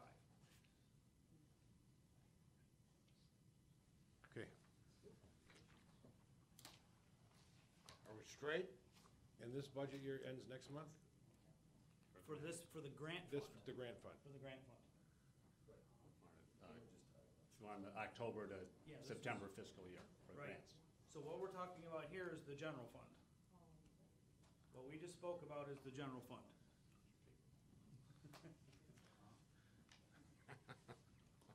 What are you getting increase in the grant fund? That's on page. I'm not exactly sure what page it is on your agenda, but if you have the page numbers from the budget book at the bottom, it's gonna be, beginning on page addendum -19, carrying over to addendum -20. So, Got it. It's 40 and 41. It's 40 and 41.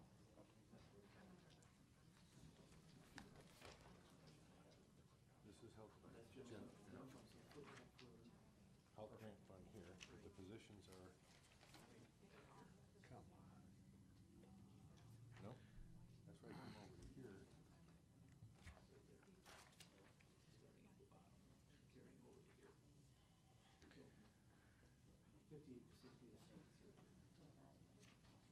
So you had 2 additional in the grant fund, and then you're adding another 3 for another total of 5. So you added 5 out of the general fund, and you're adding 5 from the 2018 adopted, total of 10 employees. Steve, correct me if I'm wrong, we're adding 10 employees. So 10 from the grants and 10 from the general fund, and both from the adopted 2018 Well- budget. Yeah, no. yeah, you're adding, well. I mean, you're gonna say adding 2 eight, halves but or you're a adding whole. eight- All right. eight FTEs in the grant fund. So you started out with 58, now we have recommending 63. All right, I'm gonna go offline, because I don't think anybody else wants to hear about this. We'll talk later, because 10 new employees, the way my math is, and I'm not that good, I wanna understand this a little bit better, because that's 10 new people since he adopted 2018. Or if it's 15 people, because they're halves, or however you know, Right. your math. Steve, works out. Steve, and Bill, you understand what the questions are. Right. If we can straighten it out with, prior to our next meeting on this, that would be perfect. Okay. All right? Commissioner Carabelli? Do we need another motion? I don't think so. Commissioner Drollet? Thank you. Thank you, Mr. Chair. Just a real quick question. Is the health department, and this has to be very, very succinct, are you dedicating resources to dealing with the opioid crisis in the health department? We have a state grant that's helping us work on a surveillance system, developing a data surveillance system. Okay. And also there are some resources in that state grant to help get prescriber guidelines out to medical providers. So those are two important things we've been doing. Otherwise, we are, as staff does health education as well as work with Operation RX and our other partners. That's dedicated to our, myself, I'm involved in that, and some other people too. Okay, thank you. Thank you very much. You've already done an intro for Dr. Spitz. Okay, good afternoon. Good afternoon, sir. I am told that everybody has a copy of the 2017 annual report. Some of the highlights of that report are that our total number of death investigations increased 4% to a total of 2,720 death investigations. These are situations where calls come into the medical examiner's office and a death investigation is undertaken. Most of those involve a scene investigation because the person is found deceased outside of a hospital facility. About 1/3 of those involve a telephone investigation where we're getting information from the hospital, which is the beginning part of the investigation. Of those 2,720 cases, about 717 involved a forensic examination. These are cases in which a decedent is brought to the medical examiner's office for some type of forensic examination. The overwhelming majority of those involve a full autopsy exam. Of the 717 exams, 700 of those involved full toxicology testing. Situations where toxicology wouldn't be done might involve skeletal remains, an occasional non-human bone is brought in and given a number, and that wouldn't have toxicology. And there may be a few other outlying cases that where toxicology would not be performed. So those increased about 5%. The forensic exams increased about 5% from the previous year. So those are situations, again, where we've brought in some outside forensic pathologists, usually from neighboring counties, to help us with this increasing caseload. And I'll get into the importance of that in a few minutes. In 2018, certainly we don't have final numbers, but we are seeing these trends continue, both with increasing numbers of death investigations and increasing numbers of forensic examinations. So breaking down those numbers in a little more detail, the overwhelming majority of the increase is related to the drug overdose deaths. In 2017, we had a total of 380 drug overdose deaths. So those involve more than one drug intoxication death per day. And of those, 317 involved some type of opiate or combinations of opiates. So again, a pretty staggering numbers, and if you look at the annual report, you will see that these numbers are increasing significantly year to year. And just going back a couple of years, it wasn't long before it was 100 exams, 100 cases lower, which I think was back in, say, 2015 or so. Fentanyl is something that continues to be a problem. Fentanyl is a type of opiate. Those increased 38%. So of the opiate deaths, fentanyl is the majority of the problem, although cocaine, which had been sort of stable, if you will, those situations are rising and rose in 2017 and are continuing to be pretty prevalent in 2018. Looking at suicides, a lot of people have asked me, it seems like suicide deaths are going up.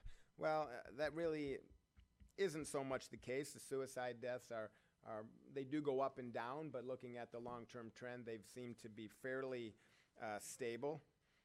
In 2018, up until this point, September 1st, very similar to 2017. Homicides also go up and down year to year. In 2017, we had 20 homicides in the county.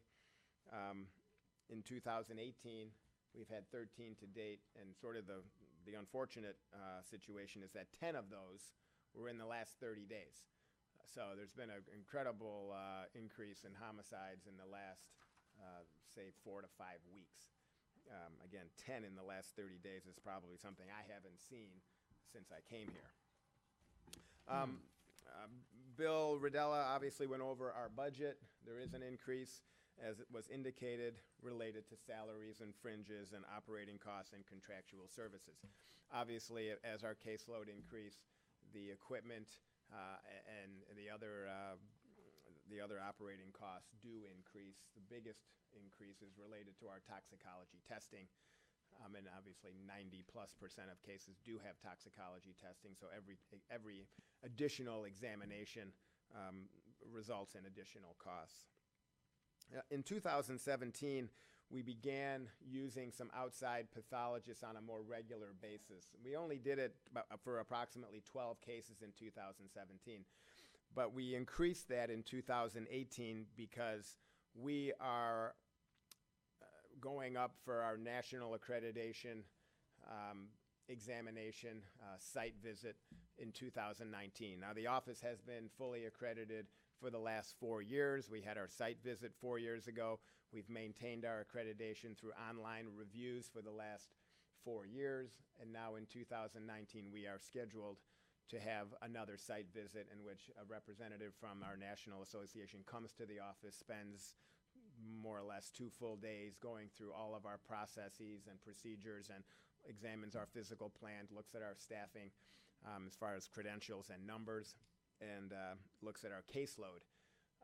Our caseload is one area that needs to continually be addressed. And so we've in 2018, we've utilized outside forensic pathologists to try to maintain the numbers at a level that continues to allow for full accreditation. So far in 2018, 55 exams have been performed by outside forensic pathologists. These pathologists obviously have the appropriate credentials and are supervised. However, the exams are being done by these professionals so that we can maintain our numbers and meet the criteria for full accreditation following our site visit, which will be sometime in 2019. So we're obviously very happy to have maintained our accreditation, and that's certainly not something that we would want to put in jeopardy.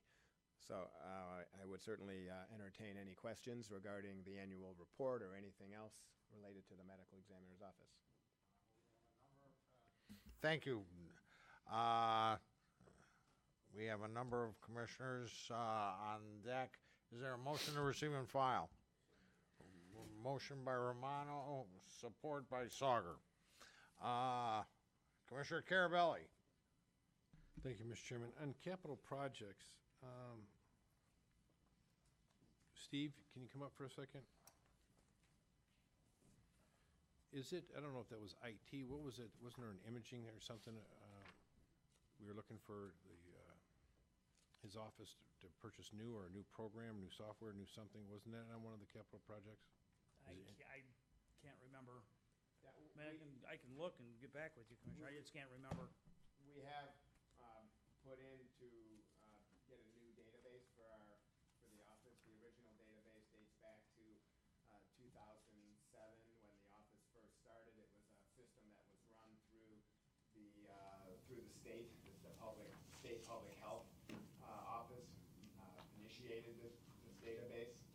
It's not in use anymore. It's not updated anymore. There is nobody who's maintaining it. And so we have asked, and we've been researching which program would be most suitable for the office. So okay, I'm referring to the $115,000 for the imaging. Dr. Spitz, can you step up to the mic if you're going to speak? Would that be the imaging you're referring to? Or is that another program? The only imaging that's done at the ME office would be our x-ray equipment, and nothing's been submitted for any update there. Sure. Commissioner, I believe the imaging is, right now, all of the files in the office are paper files. All that has to be imaged to be able to be put into a data system. So that is a number, that's a number that IT came up with as what it would cost to get all those files imaged and put into a data system. So I'd have to, again, I'd have to get more information from IT. But Dan is correct. We need a new data system in the medical examiner's office. It's not being maintained by the Michigan Public Health Institute. It's archaic. It can crash any day, and they need a system that can not only be accessible to the staff in the office, in the field, in the office, and also for us to pull data out of it to produce reports. Okay, all right, thank you. Thank you very much. You mean you don't work Windows XP anymore? Commissioner Romano. Thank you, Chair. Hi, Doc. Doc, you know, I see everybody pushing this panic button about all the opioid deaths and so forth that are escalating throughout the years, but wouldn't a lot of that be attributed to population growth? I mean, if we compared apples to apples and the number of people that are populated compared to whatever it is, 22 deaths over the period of the same time last year, I mean, I'm not looking to downplay that, but I see this big panic and I'm saying, wait a minute, let's put it in perspective and say, there's been a bigger population growth, and as a result of that, those additional 22 opioid deaths were probably relevant to the ones in the previous years based on that population. Just a statement I was making. The forensic examinations that we do, is a natural death, I'm sorry, what is considered, my question is dollars really. Can we recoup any of these forensic examinations if in fact some of these deaths were at home? I don't know if I'm explaining that right. And they bring them to you, or Sure. when do they bring them to you? If there's somebody that just drops over dead, has a heart attack in the house, when do you get them, and is there any cost we can recover? Right. We investigate these deaths that occur outside of a hospital, obviously. That requires an investigation. We don't bring all of those cases to the medical examiner's office. Somebody dies at home and they have a known medical history. They're elderly. They have known heart disease. They've maybe had heart surgery or had stents placed, and they're under the care of a physician, even though they passed at home.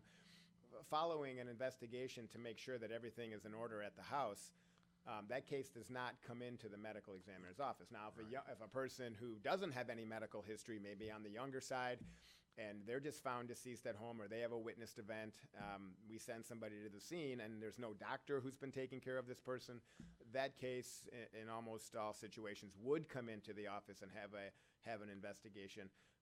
And that death may, in fact, turn out to be natural, but we make the decision as to whether the cases come in, not the family. So the family can't just say, hey, I want an autopsy, and the county has to foot that bill. We look at all the parameters here and the situation and the circumstances and the medical history, and then make a decision as to whether that case really needs to come in, or whether we can have the patient's doctor or the decedent's doctor sign that death certificate. So when those patients come in and you do that autopsy, who pays for that?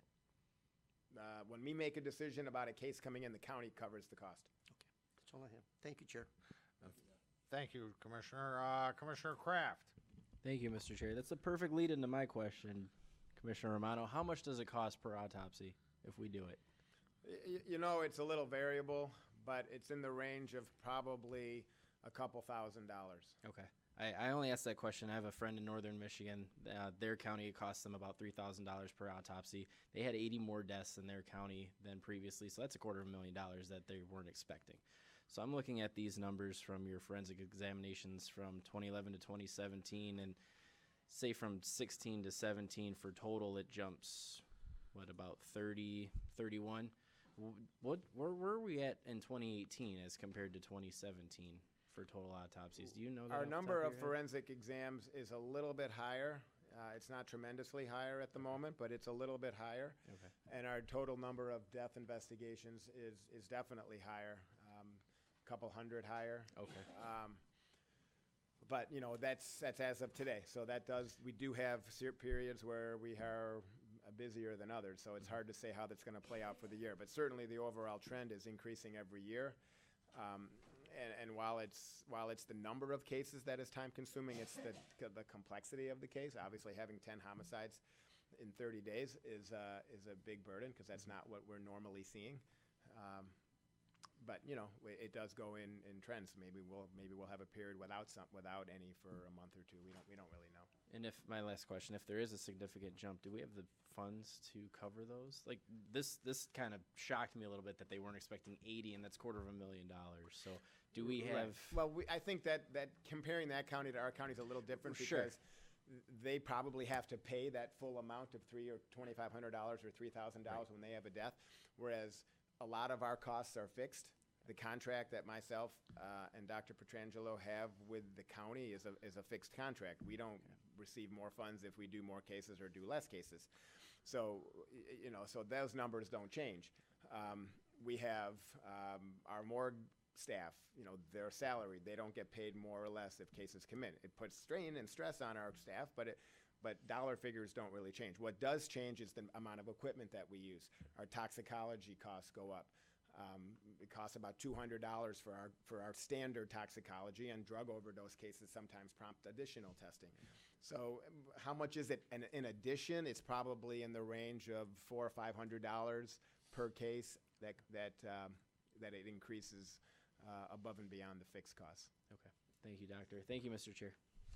Thank you, Commissioner. Commissioner Sauger. Yeah, Doctor, you mentioned the suicides. I'm curious, what is the percentage of the youth doing this suicide? These younger kids? Do you have an idea? Well, certainly in the annual report, we break it down by age and by gender. You know, the youth suicides get a lot of attention through the schools and what have you. I don't think that those numbers are really changing much year to year. Our biggest age range for suicides is more in the 40 to 50 range, and then we have another spike in the older population. So yeah, youth suicide get a lot of attention, and they're certainly there's something we want to try to deal with. But I don't think those numbers are really changing significantly year to year.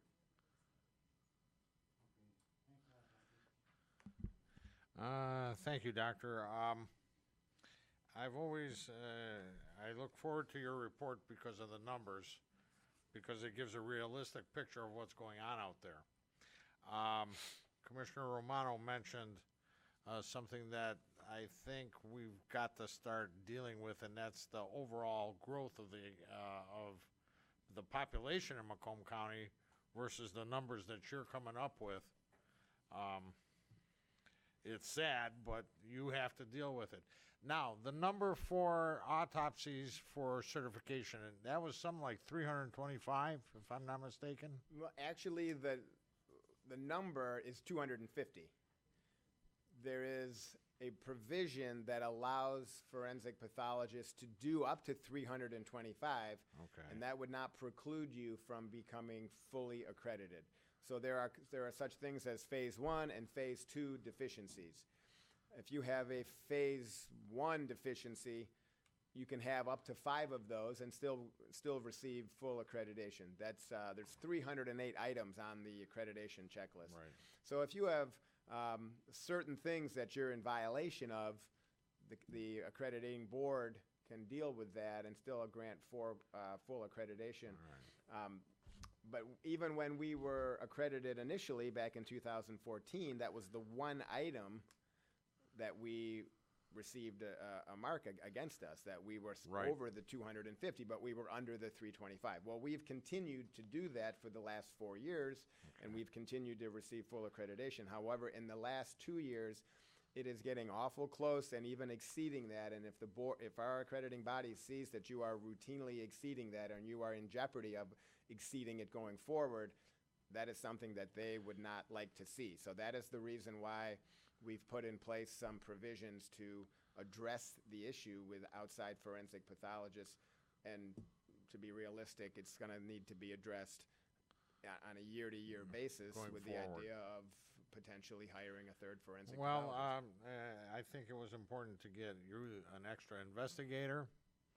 And I think the fact that you are accredited nationally and so on and so forth is a feather in your cap. And I think it's very important for the future of Macomb County going forward. Thank you. Your department is not something anybody, it's very difficult days, let's put it that way. But that being said, I think you do a very, very good job. Very proud of the work you do, and I hope you continue. Thank you. Thank you. We have any other comments or questions? We have a motion and support. Can you vote, please?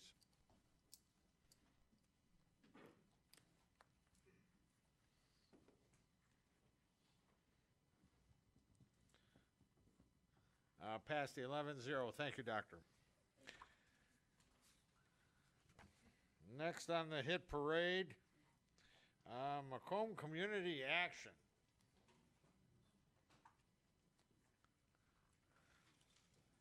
Ernest Cawley, Director. That's me. Hello, Hi there. everyone. I think this is my first time meeting most of you, except, hi, Bob. Good to see you. I'm going to have no PowerPoint here. It's been a good action for a good year for Macomb Community Action. I see there's a lot of traffic going the other way. We have your materials, and Mr. Culler is going to present on them. But the greatest hits here are that Macomb Community Action continues to provide a source of hope and welcoming for Macomb County residents when they're in times of need. We have community action centers that provide services when clients are in crisis. But we also face a lot of looming challenges in the future. One that you may be aware of is our growing senior population. All the commissioners may have read the Aging of Macomb report. That shows that Macomb County's population is aging faster than Michigan's population. Yeah. How many of you have been to a community action center? Have you visited our community action centers? That's great. Come out and visit them. It's really a transformational way that we can provide services to our community, but also there's something else we need to do, and that's prepare for the next decade here. Not only are Macomb County seniors aging faster than the rest of Michigan, we have seniors who have never received services in their life. They've never been on food assistance. Even when they qualified for it, they didn't enroll, right? They were of the belief that they could get through without government assistance. Now, for the first time ever, when we look at the aging of Macomb, we're going to have seniors who haven't been in poverty seeking poverty-related assistance. And so that is one item I wanted to highlight to the board here. When you look at the trends in Macomb County, and I hope you are, because some of the trends show a dire need for investment, not just into increased services, but investment into prevention, how we are going to prevent the need of services. And when I look at the poverty trends, I struggle, because we know unemployment isn't just those residents unemployed. There are residents underemployed. There are residents who have given up hope of finding employment that aren't in that unemployment figure. And the same with poverty trends. When we look at poverty trends, we might just say it's 100% of the poverty line. We might say it's 200% of the poverty line. But that's missing this group of seniors who have never needed assistance, and now once they become retired, once they're unable to work, maybe they've worked to 75, and now they can't work any longer. They find that Social Security is no longer enough. So when you're looking at the forecast of Macomb County, not only look at the current poverty trends, but also be aware that that gray wave, how many have heard of that term? The gray wave, that's the baby boomers growing old. In the medical world, you also hear it called the silver tsunami, right? And that sort of increases the urgency we feel for it. And so when we look at Macomb Community Action in retrospect in our next year's budget, you'll see several trends. Gary will help us dig into the numbers. But the broad theme is that we're providing a place, a welcoming place at our family resource centers. I urge the commissioners to come and view the transformational work we're doing there for our citizens. Very good. Thank you. Up to talk through the numbers for this. Gary, old pro. Well, thank you. In your packet, you have our largest group of budgets here. You have our fiscal year budgets. Also, I saw not in the packet, but if you have your full budget book with you, in pages D3 and D4, those are our calendar year funds. I only have 5 full-time employees in that section, so it's not a large section, but again, I don't want to diminish it. That is the area where we do our community development, block grant, our home funds, et cetera, where we act as the fiduciary for the non-entitlement communities in the county. So we service the smaller communities that do not receive their monies from HUD directly in that area. So Again, I'm happy to answer questions on that, but there isn't really any changes in that area. So if I can bring your attention to what is in D27, that is the Macomb Community Action fiscal year budget. So the bulk of our programs start October 1st and end September 30. However, we have some funds that are on a different fiscal year. For example, our Head Start program just ended on August 31st. You'll see that there is a slight increase that we have in the intergovernmental revenues. And as you're aware, as most of you have seen a lot of me over the past year, I budget relatively conservatively, and then when we get additional funds, I come back before you. So our budget is an ever-changing item. In the second item down there, the charges for services, you'll see that we have reduced our budget. Again, a lot of our programs, as the year has went on this year, we have continued to have to lower our expectations of the cost shares that our participants will give. For example, our Meals on Wheels program, we keep, every time we get additional funds and we turn in an additional budget adjustment with our funder, AAA 1B, we're lowering our projections based on the monies that we're receiving from our clients. Again, as our seniors continue to be in poverty and have less disposable income, the amount of money that they give us in cost share goes down. So that is part of the reason that you see that revenue item dropping. You will note if you get to D29 that we have a reduction of over 16 employees. We have a reduction of 14 full-time staff and 2 part-time staff, in addition to some changes in hours. This again is because of our budget. As it got tight, we had put in a hiring freeze, and then ultimately we have had to give a few employees notice of termination with the new fiscal year starting. We are attempting to be good stewards of the money we have, and obviously as some of our programs, as the costs are pushing up against and surpassing the amount of money that we're getting from outside sources, we're having to cut services, and being a community services agency, a lot of the services we provide are provided by people to people. So again, we had to have a reduction in our staffing. On page D30, when you see our programs listed and in summary, we have had a reduction in the budget of 15 of 31 services or program areas, 8 of which had slight increases and 8 of which remained the same. Again, the ones that remain the same are things like our warehouse that don't have any real ongoing personnel type expenses, where the other programs would entertain expenses. As one of the major items, when you see wages, et cetera, going down with those layoffs, et cetera, you see that the workers' comp, unemployment, and other, that line item went up. Steve addressed that earlier with the compensated absences going from 1% of payroll to 3% of payroll. That was the major change there. In our supplies and services, well, that number looks really large. Approximately 70% of that is in-kind items. For example, our food program, we receive donated food, which we record at value. Also, we provide a commodities program where the federal government gives us commodities. That's recorded in there. So, while that number looks large, a lot of it isn't really cash. It's just under 70% of that is in kind. When you get down to our internal services, that item went up. That is due to the largest item in that is 1.9 million of it is the indirect cost plan to the county. And then there was also an increase in the liability insurance rate, which is based off of payroll. You'll see that the county and under other finance and source transfers in from general fund is, in this budget, giving us $41,595 less than they gave us for the last fiscal year. Again, that's the highlights or lowlights of my budget. I'm happy to go into detail with whatever you would like. Thank you very much. Before we start that, is there a motion to, motion by Toko, support by Carabelli?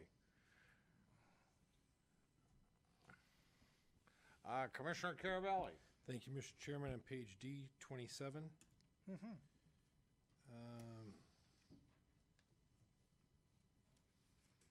talked about internal services.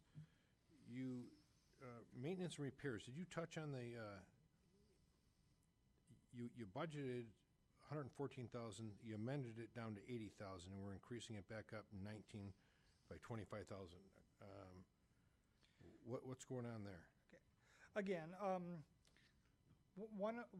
in areas of maintenance, obviously, as we have capital expenditures, maintenance costs go down. For example, in part of our budget crunch, specifically in the Head Start area, I, as the fiscal person, have said that if we're going to continue to do busing, we have to buy a new bus every year. So in the current year budget and previous year budgets, we've always had a new bus in there. But because of the funding versus our expenses, and the county general fund contributions towards our whole Head Start program through the county, which provides services to over 1,000 children, is only $83,000.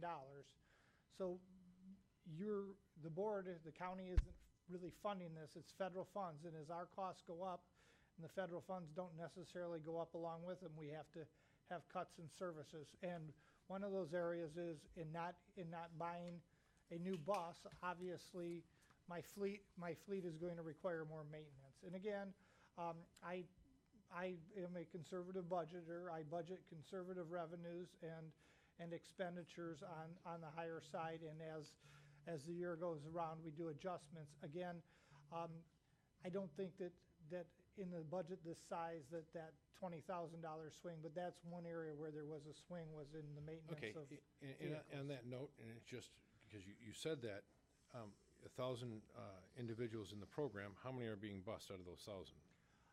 I believe the current number Roughly, is I won't hold you. 32%, 37%. 37%. And have you looked at partnering up with SMART to provide the transportation for you? We work very closely with Fred from SMART on our transportation services. We do not work with them at all. I have a transportation coordinator. I can ask him to follow up, but again, our children, because they are preschool children, are in car seats on specific routes being picked up from their home, Okay. et cetera. But Point again, taken. I can mention it to our director. Okay. Feeding America, what is that in a nutshell? So Gleaners gives us money through their Feeding America to provide at our food warehouse. They provide for what's called a primarious inventory system. And the main object there is to track food recalls. And again, there are a lot of food recalls that we don't hear about. Yep. And then I'm guessing like the Fresh to You. Is this the farm to table kind of thing? No, Fresh to You is, we went out and got a short-term grant. It was covered a couple of years where in partnership with United Way and other outside services, we got what we call the mobile pantry. So we went out and got a mobile pantry, which is able to, instead of requiring people to come to our pantries in order to get food, we're able to take the food out to those places. And community program emergency food, you got $1 million. It went up just under $100,000 amended, 1.35, and you're going down to 1.2 million. What is that program? Which page are you on, sir? I'm D30, community program emergency food. Originally, it was budgeted for $1,287,000, and it went up amended to $1,358,000. and then 19, you're going down to 1,221,000. What program is that? Is that a? So that is through our community services block grant funds, and as funding changes, I would hope that Is it? you I'm will sorry. see, you'll see a budget Is adjustment that during storing the year. food? Is that serving food? Is No, it? sorry, community services block grant gives us money. We have a fair amount of discretion with it. Well, what do you do- What we use that money for is to support our action centers and to support the food program. So So you're just taking the funds, you're not doing anything other than paying for either food or, that the bulk, the grant that we receive through Community Services Block Grant, we generally budget that fully for staff and benefits. The So amount of that's money that that's we manpower. that we receive for for that. And then, for example, earlier today, when you approved that additional $50,000 in assistance, you also approved $2,000 of delivery of service. When I get that additional money for delivery of services, then I can move that budget out to use it for other things. But Okay. I originally started I the guess, budget with instead staff. of me going through these items all with the food, 'cause I was gonna talk about the $3 million for the home delivered meals, and then the $3 million for the Macomb food program. I guess I'm leading to, again, of what have we done since last year's budget to streamline, to save money, about partnering up with purchasing of what we're buying, of all the entities? And what have we done as far as reaching out to Martha T. Berry or any of these other programs to see if they're putting in a new $1 million kitchen, maybe they'd be happy to have their employees make some of these lunches for them. So I guess my question is, number one, what have you done since last year for purchasing and getting with the other county departments, including all of the ones under you and then umbrella, and then everything we have? And number two, have you reached out to the other entities that deal with food as far as preparation? Yes, we have, through the vendors we deal with, we do work to try to get the best deal we can. For example, I have 18 school districts that we have contracts with for our Head Start programs to get them food. We also have contracts for our Meals on Wheels foods. Again, some of those are overlapping vendors, and again, we try to get the best deal we can. With Martha T. Berry, we have spoken with them and have had conversations about possibly using, for what their overproduction is, to flash freeze their meals to use for our home delivered meals program. And again, when they're up and running, I'm sure we'll work even closer with Kevin and his staff. Okay. I'd like to see, and this is just me personally, I'd like to see, you know, if there's different vendors on all these different programs, and I understand that you let out and you bid out with certain vendors to provide different things. But there may be 2 or 3 vendors that are out there that can handle maybe a third of everything, and you cut it down to 3 vendors, and you don't need to have 25 different, 30 different vendors.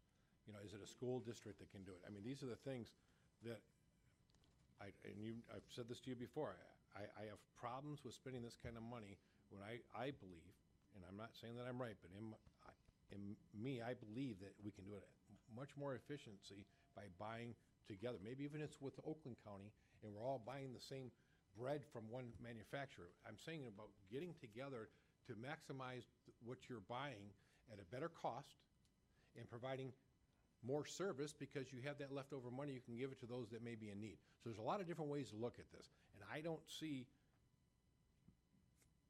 us working together with everybody to get the best bang for our dollar. And I guess I'll leave it at that. Thank you, Mr. Chairman. Thank you. Rhonda? Sorry, I just wanted to add that one of the things that we're looking at in health and community services is that overarching coordination of the services that we do. And I will say that with respect to our vendors, especially for food, a lot of times it's the regulations, like with our, especially with seniors, the food that we have prepared, we can only go so far because of the temperature and the time between it's prepared and it gets served. So we have to try to work around those caveats that we're contracted to comply with. But duly noted, and I agree, part of our priority is that ongoing coordination. And, you know, I'm not here to argue or anything, Oh, no. and what you're saying, I completely understand, but I also know that we ran into a problem at the jail 6 years ago, and we had to shut it down, and we had to do bologna sandwiches for 63 or 73 cents a piece, and it ended up being, when We you're doing the hot lost, one. we actually lost money making sandwiches for everybody. But my point being Yeah. is that, are we giving a 4-course meal hot, or are we covering the nutritional value of what are we obtaining? Is it to get them the nutrition they need, or to get them, you know, nice nutrition that they need? I mean, there's a lot of different balances in discussion. When we're talking, you know, $7 million, $8 million worth of food, Yeah.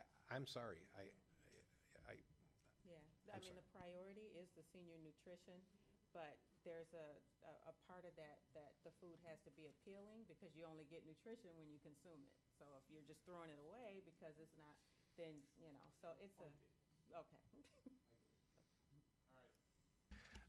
Thank you, Commissioner. Commissioner Kleinfeld. You're up on the hit parade. Thank you, Chair. All right, under, on page D28, administration, under positions there, you see that? Yep. Okay, so we're going from, managers and supervisors, we're going from 2 to 5. And we're going professional support from 5 to 5.75, and clerical staff from 3 to 2. So the ratio is going from 2 managers to 8 employees to 5 managers to 7.75 employees. I see what you're looking at, and I understand. If you look at the line above that, Office of Senior Services, the division director over the Office of Senior Services is part of our administrative team. I have moved them out of the Office of Senior Services. Now the Office of Senior Services has 0. And the division director that was over Head Start, at the bottom of the page, under managers and supervisors, you see that went from 3 to 2 also. So those are the two. So we had a big discussion about the silver tsunami and everything.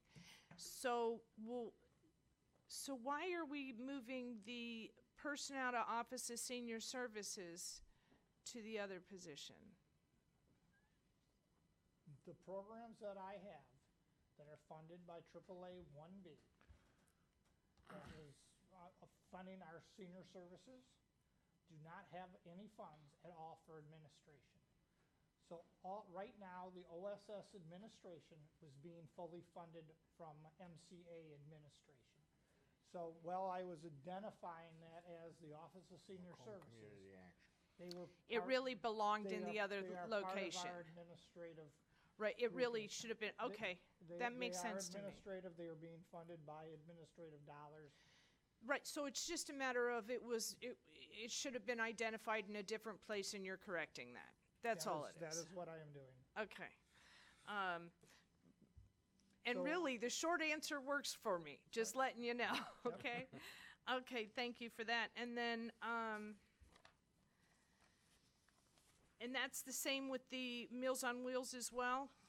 Well, in Meals on Wheels. No, I'm sorry, that's the opposite. Managers are going from 2 to 1, and professional support is going down, but you're increasing clerical. Is that because you're losing managerial? One of our layoffs was a program manager within our Office of Senior Services. Again, when I built the budget, based on what our costs were, the Office of Senior Services, again, without the division director and other support positions out of there, was at a $252,000 loss. So I am attempting to mitigate the budget to get it back to a break even with administrative providing support, but I didn't have $252,000 Right. support, so we eliminated. So if you that have to position eliminate, that, on I the- mean, that's all I'm asking is if you had to eliminate in this, did you have to increase the clerical to cover on some of the work? On the clerical side, what I did is I eliminated a full-time position and replaced them with 2 part-time positions.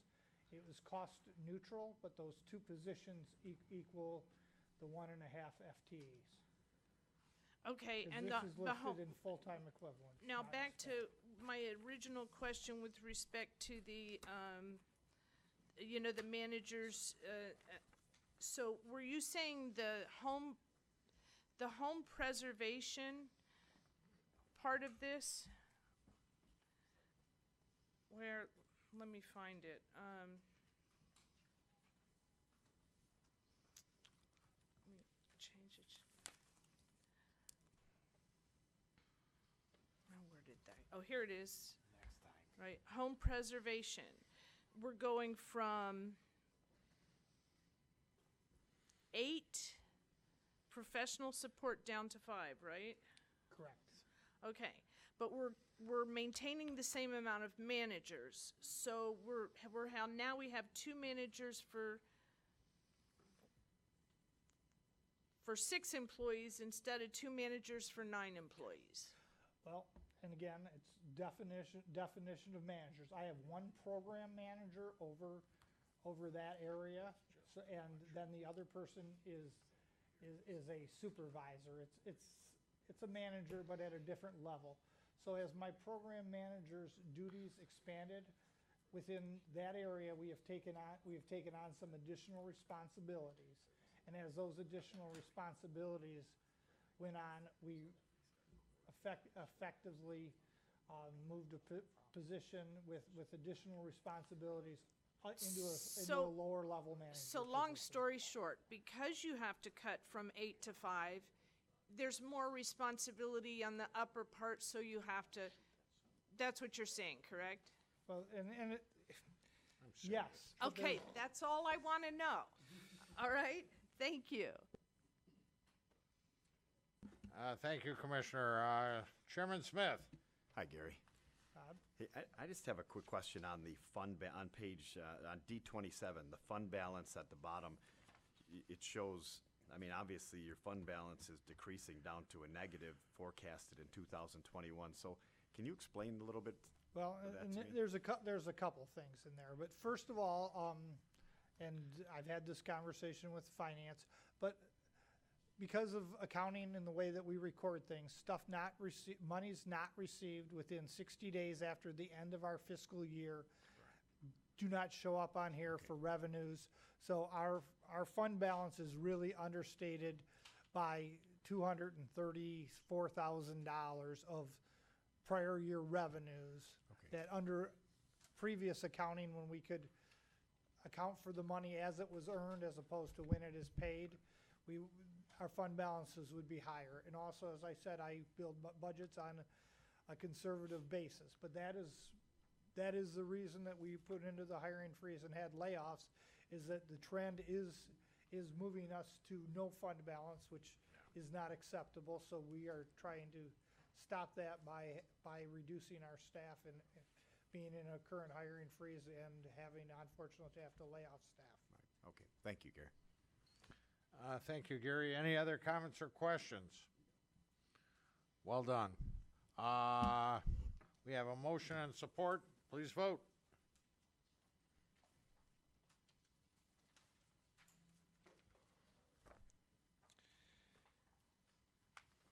Last but not least, MSU Extension, Edward Scott, District 11 Coordinator. Okay, I'll try to make my comments quick and easy. So MSU Extension is on page C48 of the budget. I'm not sure what agenda page that is. However, you'll see that overall, there's an increase of about $33,000 in total expenses. Total expenses are just shy of $1 million. For 2019, they were about $964,000 in 2018 as amended. So again, an increase of about $33,000 or 3.4% over the prior year. Couple things going on in there. You'll see that in 2018, there was a reduction of about $8,000 in part-time wages. That money was moved into supplies and services as a result of an increase in rent at the Thompson Center, as I recall. Right. The rent pretty much doubled. It was about 8,000, it's 17,000 or something. Now, in addition, there was a reduction of one full-time employee, who was a program manager, I believe, or program coordinator, pardon me. That person was then transferred to MSU, and the contract with MSU was increased, so you'll see from 18 adopted to 18 amended, a large decrease in wages and then associated fringe benefits, but you'll see a large increase in supplies and services. That's the line item that we account for the MSU contract in. So that's what's going on with that. So if you look at 18 amended to 18 or 19 recommend, you'll see an increase of $8,000 in part-time wages. That's really just adding back the rent, or adding back the wages, keeping the wages the same as they were before. You'll see about a $3,800 increase in the workers' comp unemployment line. Most of that is this increase in compensated absences that we spoke about. There's a $15,000 increase in supplies and services. That's a general 3% inflationary increase in the MSU contract. So our contract's about 400,000, 500,000. Yeah, it's like 430. Yeah, so they increased their contract by 3%, so that's pretty much what's there. So. All right, thank you.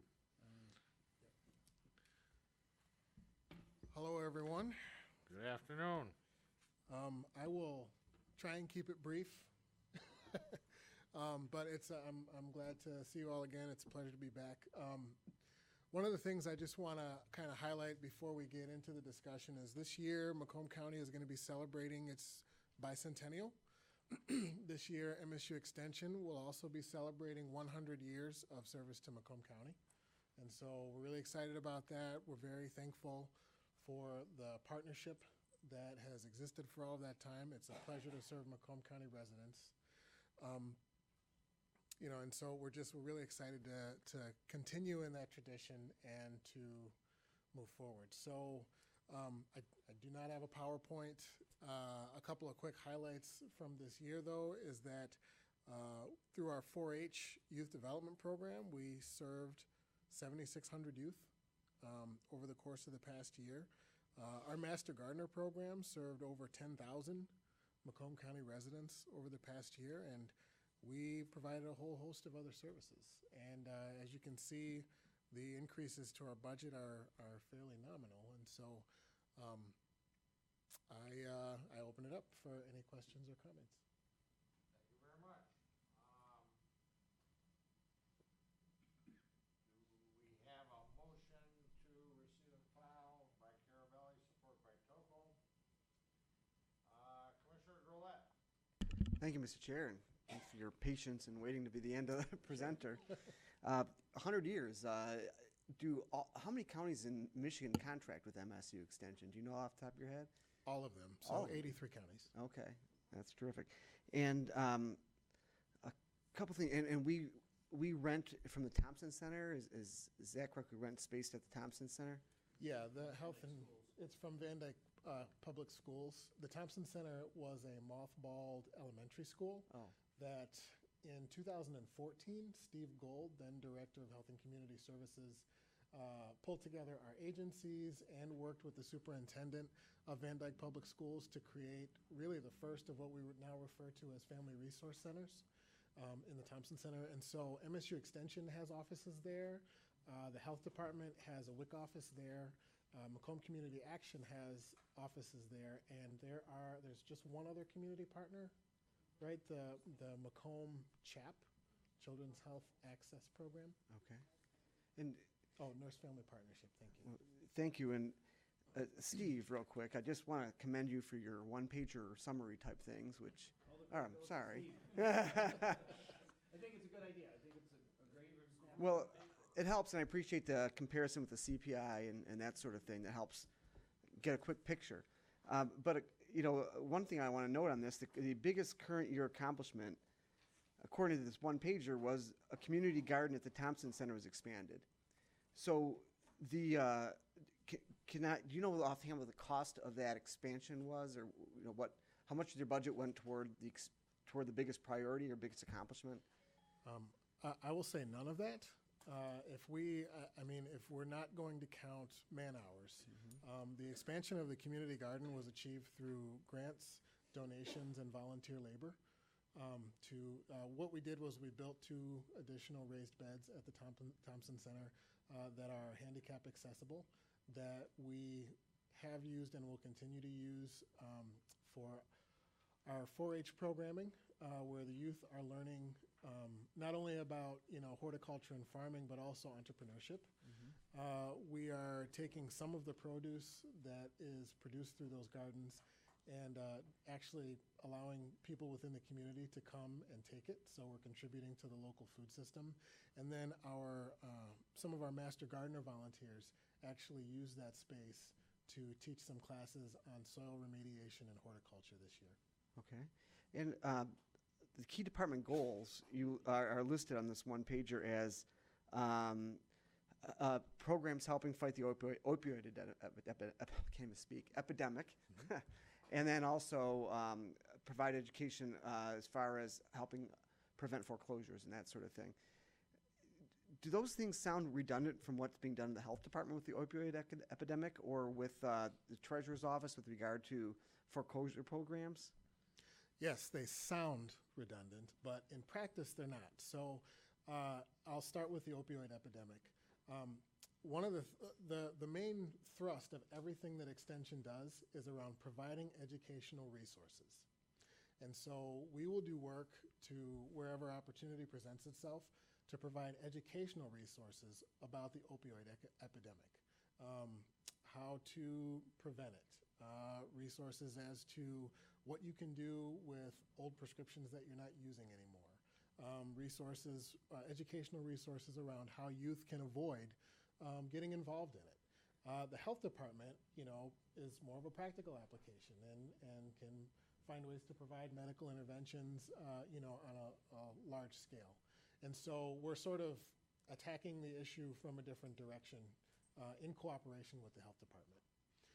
In terms of the foreclosure piece, it's interesting you mentioned the treasurer's office. We work directly with the treasurer's office, and they refer people to us when they are going into tax foreclosure. And we use funds provided to us through a MISHDA grant.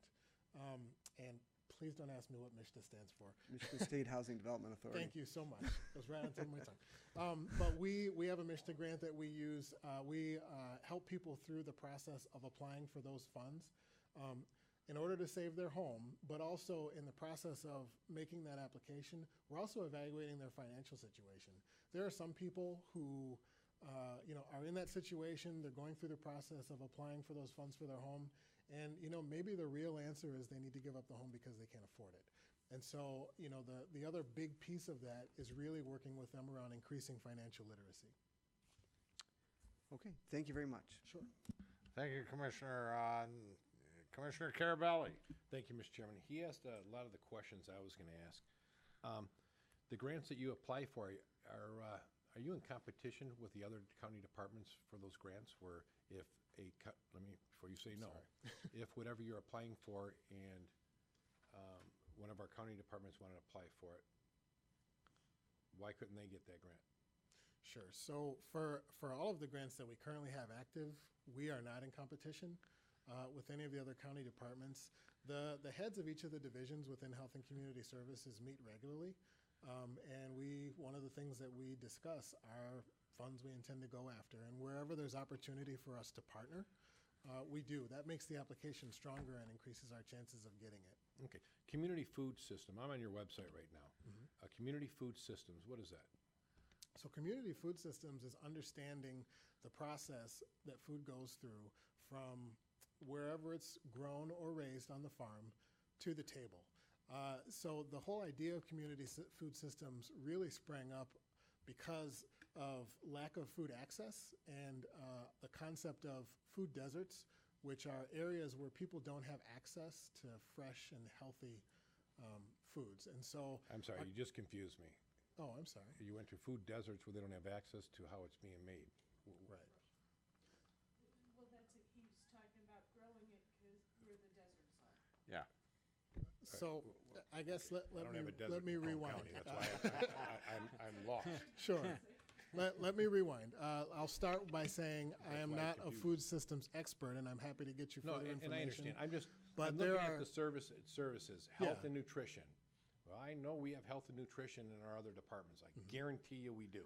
Sure. I guarantee you can't do something that much different than what they're doing now. And we're spending millions. I look at agriculture and horticulture. We partnered up with the counties of St. Clair and what's the other one to the north, where we used to give Sanilac. So we're in that co-op with that. So they're helping us with that, with the agriculture and the natural resources for our farmers and everybody else. So we're already putting money in towards that. And that's the same kind of thing, that is housing and financial. You answered, Commissioner, about that a little bit. But we have those same programs, not only in the treasurer's office, but we have it in community services, I believe, the community action. community action. Social and emotional well-being. I'm pretty sure we have those services. I'm looking at this, and I looked at roughly putting all the different numbers together, and maybe Steve can help me with the total number. I'm at just under $2 million for total cost to the county for MSU, at least 1.5, and I'm trying to pull it all together. And I'm looking at $1.5 million. No disrespect to you or MSU, but I'm looking at a big picture here. It sounds like everything that you're talking about is what our departments do with a slight twist to it. And again, I'm just one commissioner, and I'm looking at this. Are we duplicating services? Are we doing something we can get a bigger bang for our buck by having our nutrition program expand a little bit? And it's a lot less expensive, and we can do more with more money by doing that. I'm looking at it, and it all sounds duplicated to me.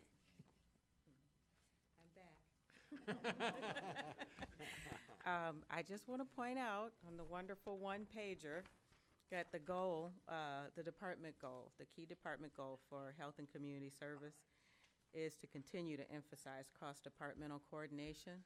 And I'll say that health and community services is still a relatively young department. And that's why, this year in particular, we've really taken a much deeper look at ways that we can coordinate. But I'll say with respect to the need that's out there, one of the challenges is the growing need. And we don't have the capacity to exponentially expand our staff and resources. So our partnerships with organizations like MSU Extension allows us to, not do all the things that are needed to be done. So when their expertise is that education portion. So in our tax, for the tax department, they don't do that literacy themselves. What they do is they contract that out to others. And so that's part of the coordination that we're talking about. But even with the nutrition piece, their expertise in extension is agriculture.